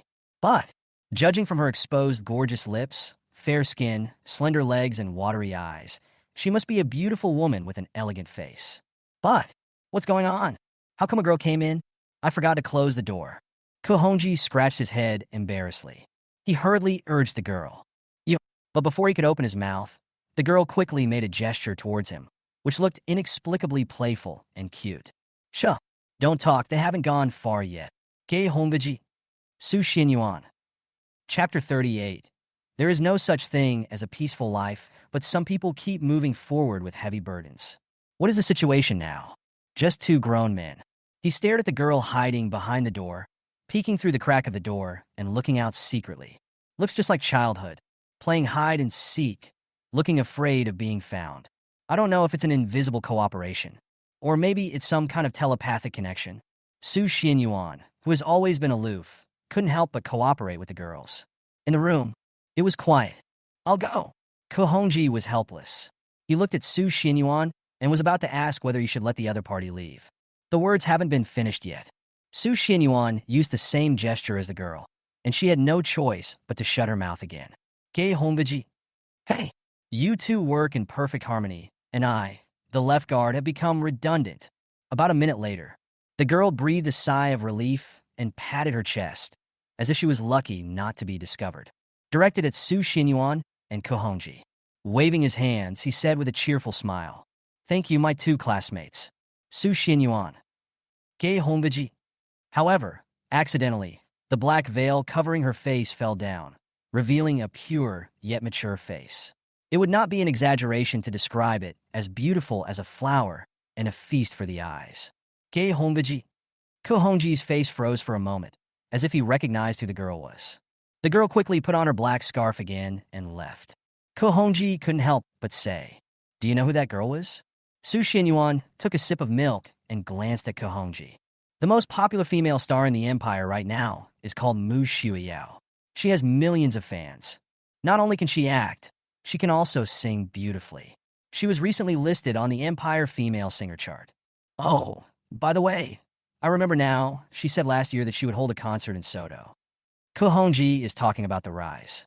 Su Xinyuan, who had been silent the whole time, suddenly said, How do you know this? Of course I know. When I was in the north, I looked up her information and... Gay Hongji. However, as Ku Hongji was talking, he realized that he had given the secret away. He scratched his head and smiled awkwardly. Northern Frontier War Department Military Regulations. Article 16. Article 4. Do you remember what it is? Should I repeat it to you? Ge Hongbiji. Of course he remembers. All members of the Northern War Department are not allowed to privately review information that is not related to the duties of the War Department, and are not allowed to discuss matters that are not related to the War Department. Otherwise, they will be punished with 80 strokes of a cane. Of course, now that I am not in the northern border, it is impossible for me to really punish Kohongji. Su Xinyuan said calmly. It won't happen again. Kohongji smiled bitterly. A sigh of relief. Even though it's only 80, it really hurts when you hit him. Su Xinyuan knew it clearly. As the left guard, his military rank was that of a first-class general. In addition, he was affiliated with the northern border. Most of the provincial governors had to give him some face. But in fact, as the left guard, I am only 2 years younger than him. He remembers. Kohongji's family background is pretty good. Youth. If he had not entered the northern border, he might have been like any other rich kid, living a life of luxury and debauchery. However, as a member of the Northern Territory, at his age, he has to shoulder great responsibilities, guarding the Empire's largest border. You can imagine how much pressure there is. Half of them came from the Northern military regulations that he formulated. There is no such thing as a peaceful life. There is no such thing as a peaceful and prosperous age. It's just that there are people who carry the heavy burden for the people of this empire, guard the borders, and intimidate the other countries so that they don't act recklessly. Sometimes it's good to relax. But Kohongji was obviously asking for trouble. It hasn't been long since I got settled. I couldn't help but say, I think Mu Shuiyao and you are a perfect match, standing together. Just now when you two told me to shut up, weren't you working in perfect harmony? Su Xinyuan. Su Xinyuan put down the egg and glared at Kohongji. The latter. Only then did he quickly stop smiling and look serious. Su Xinyuan finished eating the last egg and drinking the milk, picked up the white handkerchief beside him, wiped his mouth, and said lightly, There's something I need you to do for me. What's up? Kohongji spoke. My father was not a soldier after all, and his grave should not be left in the martyrs' cemetery. Su Xinyuan said in a sad tone, This is the address of Sujia village. Go and see if you can find a place for my father to be buried. He knows. At that time, Shun Mingwen had no choice but to bury his father in the suburban martyrs' cemetery. Buried elsewhere. Perhaps the 5 great families will not even let go of my father's grave. If buried in the martyrs' cemetery, the 5 great families were cautious and dared not act presumptuously again. A piece of paper. Handed it to Kohongji. Kohongji was stunned for a moment, but his expression was a little complicated. Is this necessary? After all, Uncle Su has been buried for many years. Will moving his grave disturb him? And considering your current status, it's actually not against the rules to bury your father as a martyr. After all, Ge Hongbiji knew. The man in front of him has always been clear about the distinction between public and private. He would rather be accused of being unfilial than occupy any place in the martyrs' cemetery for his loved ones. But Kohongji hadn't finished speaking yet. Su Xinyuan shook his head and interrupted. No need to say more. I've already made up my mind. If my father knew about this, he probably wouldn't want this to happen. He also said before he died that returning to his hometown would be the best destination for him if he died. Kohongji's look was even more complicated. Don't worry, I'll go there myself now. Su Xinyuan nodded. Only. Kohongji just walked to the door, but looked at Su Xinyuan and said with a smile, Actually, that girl just now is really suitable for you. Think about it when you have time. Su Xinyuan. Kohongji closed the door, but his eyes were wet with tears. All the loved ones in this world are gone. It's time for you to find someone to accompany you for the rest of your life. After Kohongji left, the room fell silent again. Su Xinyuan looked at the whole view of Jinling below with a dim gaze, but he couldn't help but shook his head and laughed at himself. Love, since he came of age. So they lived in the north. This remained the case until he was deified. He had seen too many good men from the north die in battle, their loved ones collapse, the elderly send off the young, and wail while holding corpses. He has seen more. Many graceful young women with children half their height came to look for their husbands and fathers, but ended up crying silently, and could only bring back many letters home that they had not yet sent.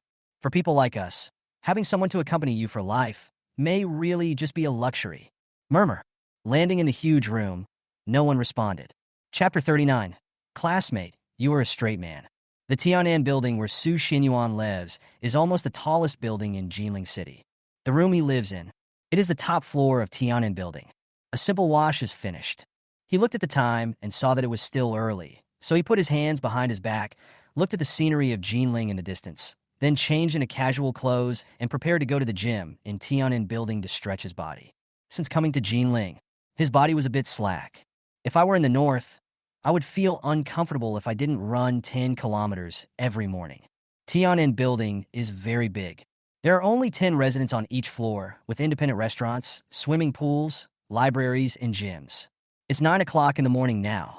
There are even fewer residents in Tian'an building.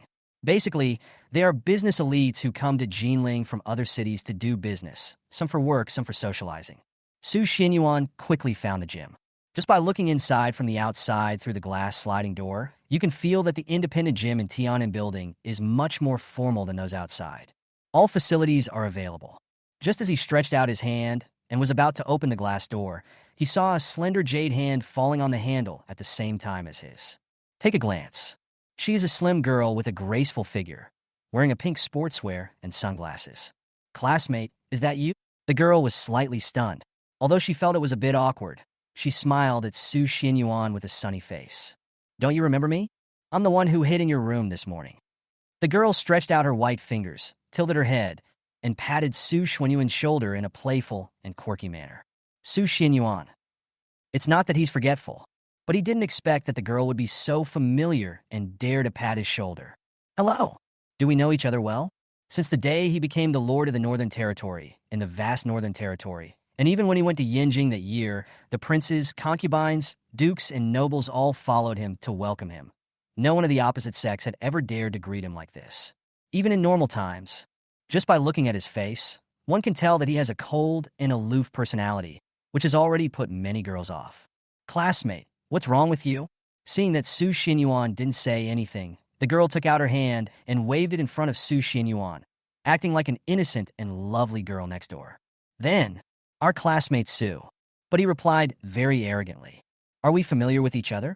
After saying, he opened the glass door and walked in. Mu Shuiyao. When the girl came to her senses and was about to chase after him, the glass door lost its traction and bounced back, hitting her head. She rubbed her head with a look of grievance on her face. He was so angry that he stood there, stomping his feet as he watched Su Xinyuan walking away. Why are you like this? I was just saying hello to you. How can you talk to a girl like that? Just finished. But then he saw Su Xinyuan, with his back to him, raising his hand and waving. It seems to be saying, What did you say? I can't hear you. Mu Shuiyao. This, who is it? Straight man. He is a steely straight man among straight men. Ah, I'm so pissed off. That damn straight guy deliberately let go of the glass door and let me bump into it. I'm so angry. Mu Shuiyao was in a mess. She stood there with a flushed face. She stomped her feet in anger. She's a big star after all.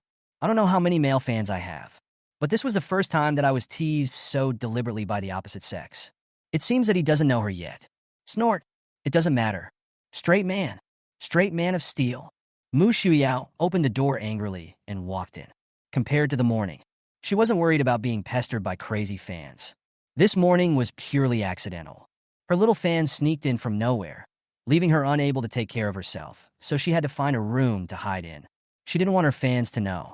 She lives in this building. Otherwise, word of mouth spreads from 1 person to 10 people, and from 10 people to 100 people. Everyone is overwhelmed. Bought a bottle of mineral water. He took a sip with a snort. Where is this rude straight man? Where is he? Mu Shuiyao looked around, trying to find the straight man who had just made her angry, but she didn't find him. I had no choice but to give up. Found a treadmill. Start running.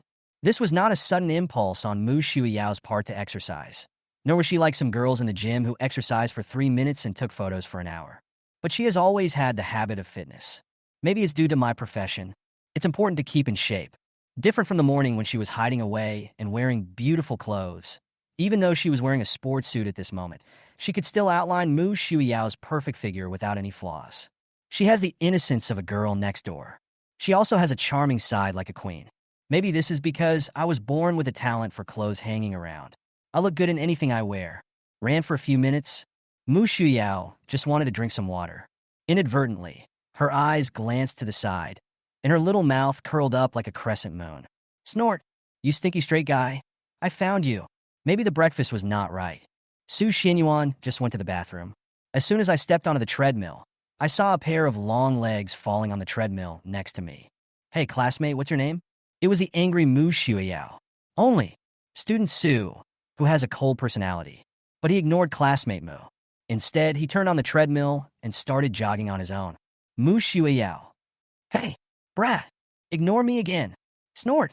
Mu Shuiyao turned around angrily, turned on the treadmill as if in a fit of spite, and began to compete secretly with classmate Su.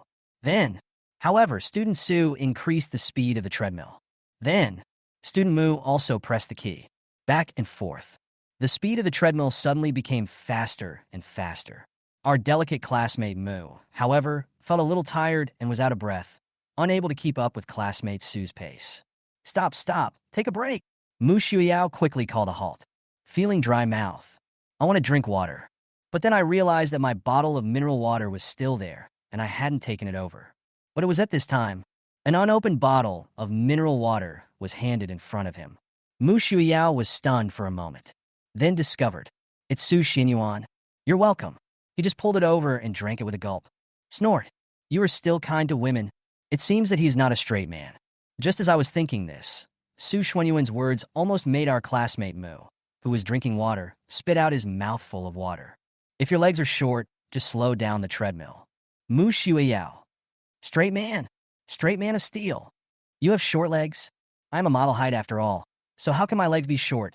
Looked at Su Xinyuan, but he's a full head taller than me. I couldn't help but take another closer look. He has a tall and majestic figure and wears casual clothes. He looks like a boy next door, but he doesn't look like a muscular man with a rough appearance. His skin is even whiter than hers. This guy, quite handsome. Mu Shuiyao's cheeks turned red for no apparent reason. Shuyao, are you here to work out too? But at this moment, an extremely gentle voice was heard, and a young man wearing a blue sportswear and with a gentle appearance walked towards Mu Shuiyao, waved his hand, and came over. Chapter 40. My time is limited, let's get started. In the top floor gym of Tianan Building, Su Xinyuan and Mu Shuiyao were not the only ones there at the moment. Someone among them had already recognized Mu Shuiyao. It's not like young kids chasing stars. The guests who can book the rooms on the top floor of the building are not people who pay special attention to the entertainment industry. They all have their own circles of concern. Seeing the young man in blue sportswear, everyone couldn't help but look over. It's Yang Hao, the prince of Shengting Group. I didn't expect to see him in Jinling. Shengting Group should be one of the top 5 companies in the empire, right? He is young and promising. He is only 27 years old and has taken over the position of vice president of Shengting Group. I estimate that in a few years, he will take over the entire Shengting Group. People all around were talking about youth identity. There was quite envy in his eyes. Shengting Group. It is also the company that these business elites most want to work for. Shuyao, I'm sorry about what happened this morning. I've already told the front desk not to let anyone in casually anymore. Yang Haosi said politely. But actually, Tianan Building does not belong to Shengting Group.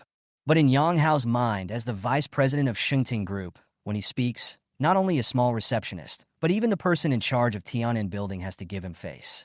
It's okay. A busy businessman like you can't take care of everything.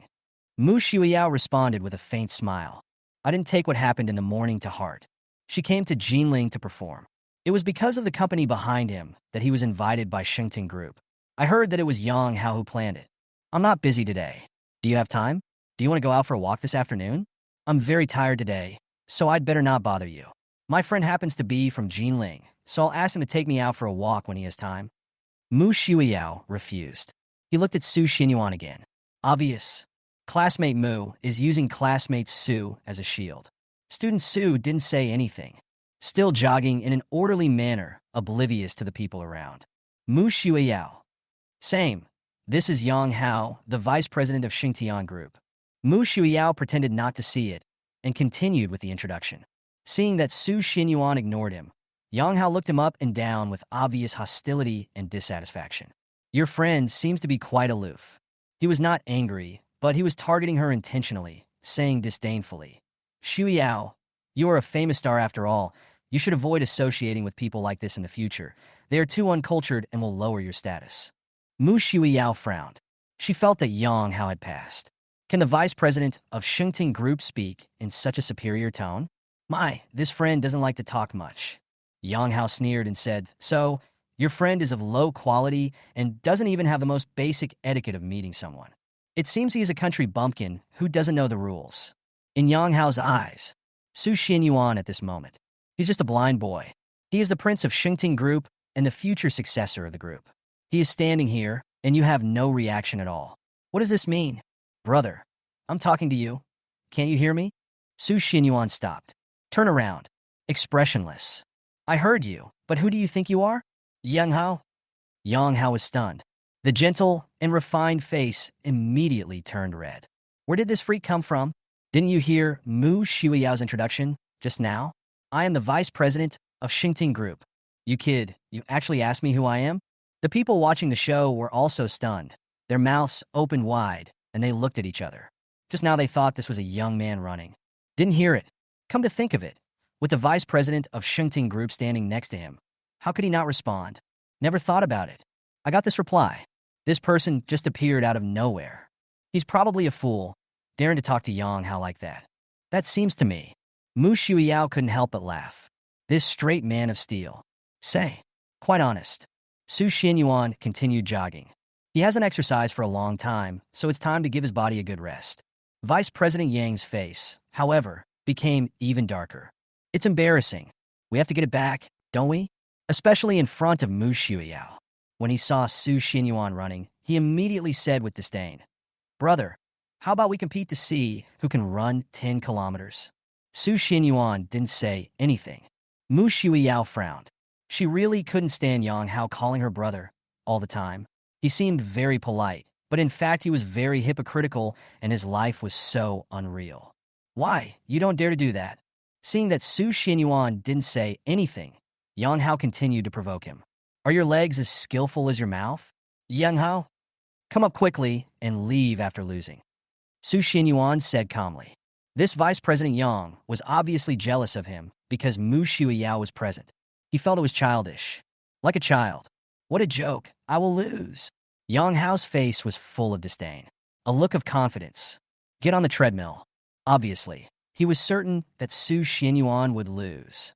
This young man is doomed to fail. If I remember correctly, Yang Hao seemed to have practiced long-distance running for several years before he became the vice president of Shengtian Group. It seems he has won awards, no less than professional athletes. The people watching the show around shook their heads.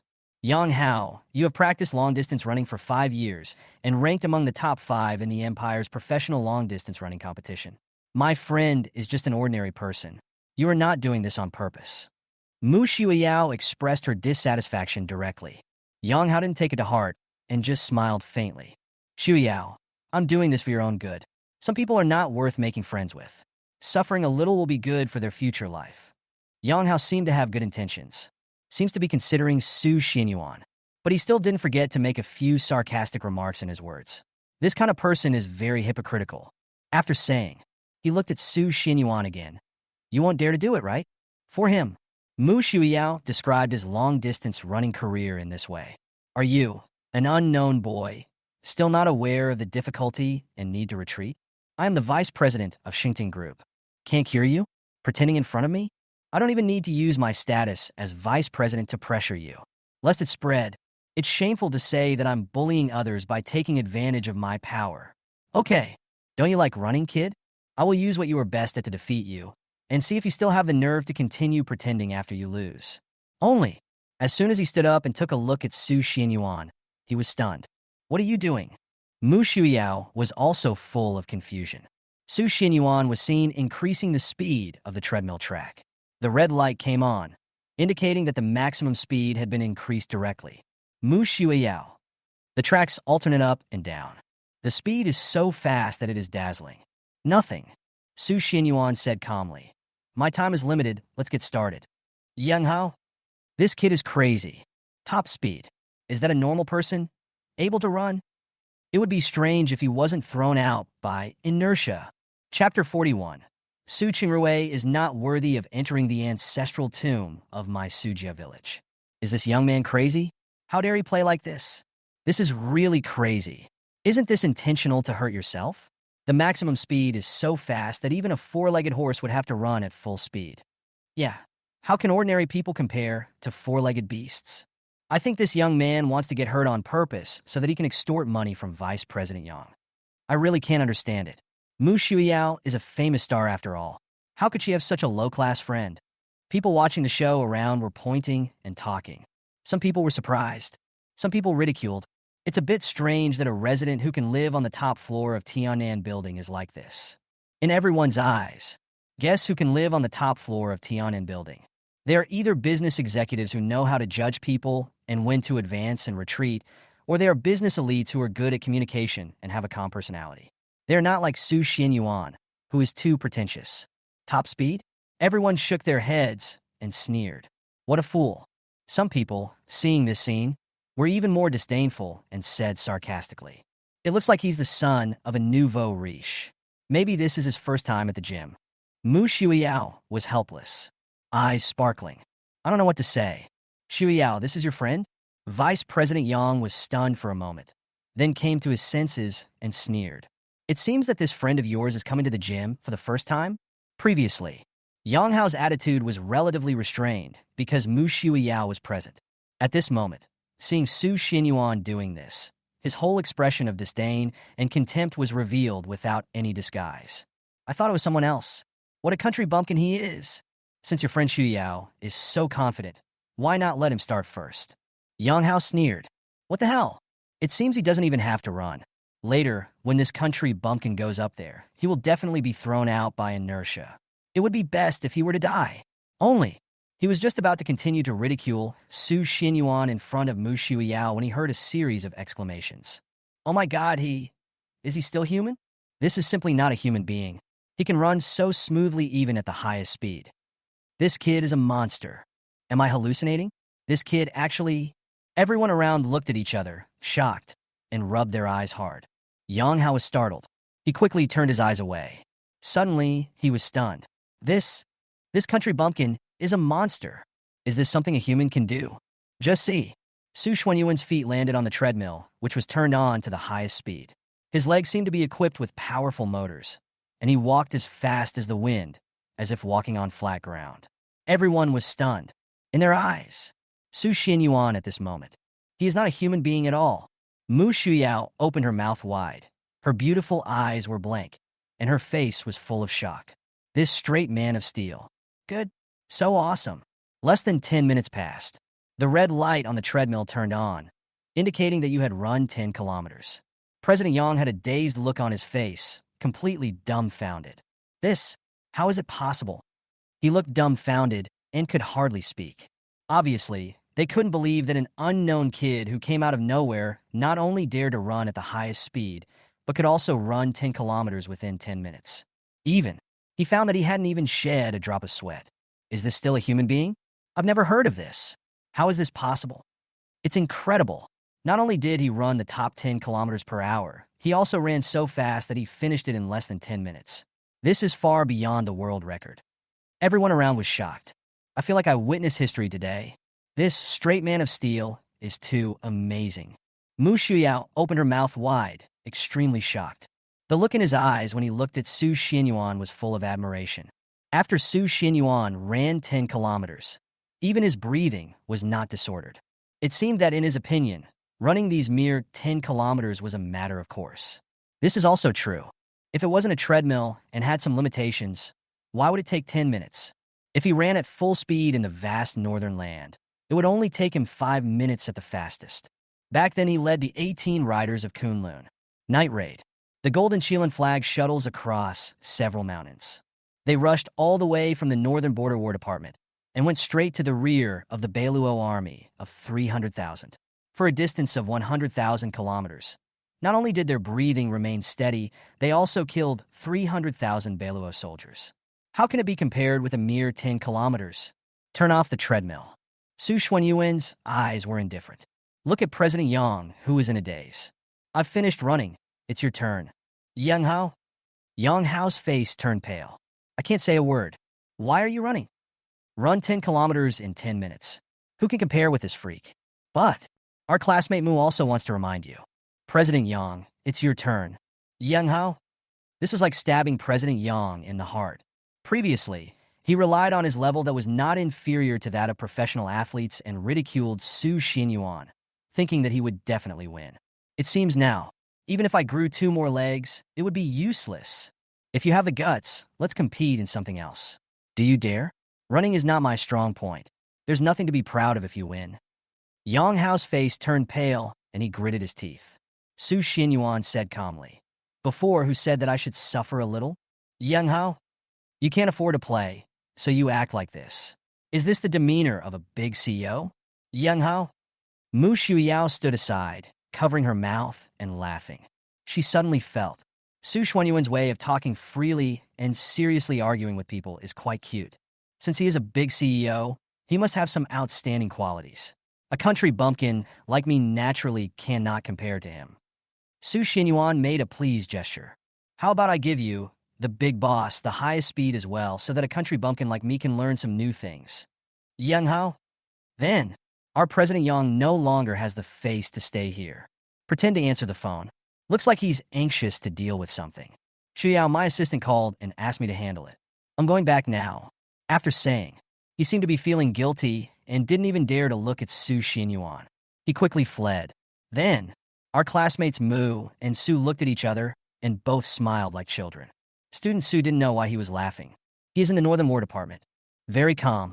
I seldom express my emotions like my peers. It may have been a long time since I felt as relaxed as I am today. Here, return your water. Mu Shuiyao handed her bottle of water to Su Xinyuan. This kind of scene, can't help feeling. The two of them are like old friends who haven't seen each other for a long time. Su Xinyuan took it. Turn around and go back. Hey, you know my name, but I don't know yours. Mu Shuiyao looked at Su Xuanyuan's back as he turned and left, her face full of anticipation.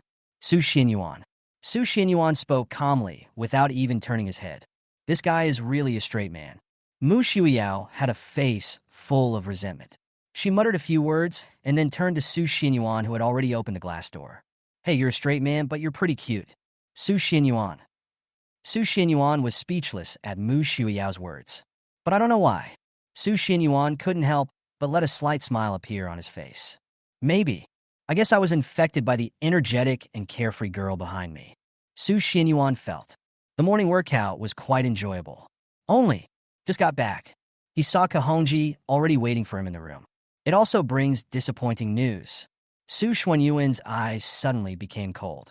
His father, while still there, for Sujia village, not only were the roads rebuilt, but schools, factories, welfare homes, and ancestral halls were also built, so that the villagers of Sujia village would have a place to rely on in their old age, and the village has become the most prestigious village in Jinling. He wanted to move the grave of his father Su Qingrui so that he could return to his roots. Result, I got 2 sentences back. He, Su Qingrui, is here to implicate us even after his death. He is not worthy of entering our Sujia village's ancestral tomb, let alone placing his spirit tablet in our Sujia village's ancestral hall.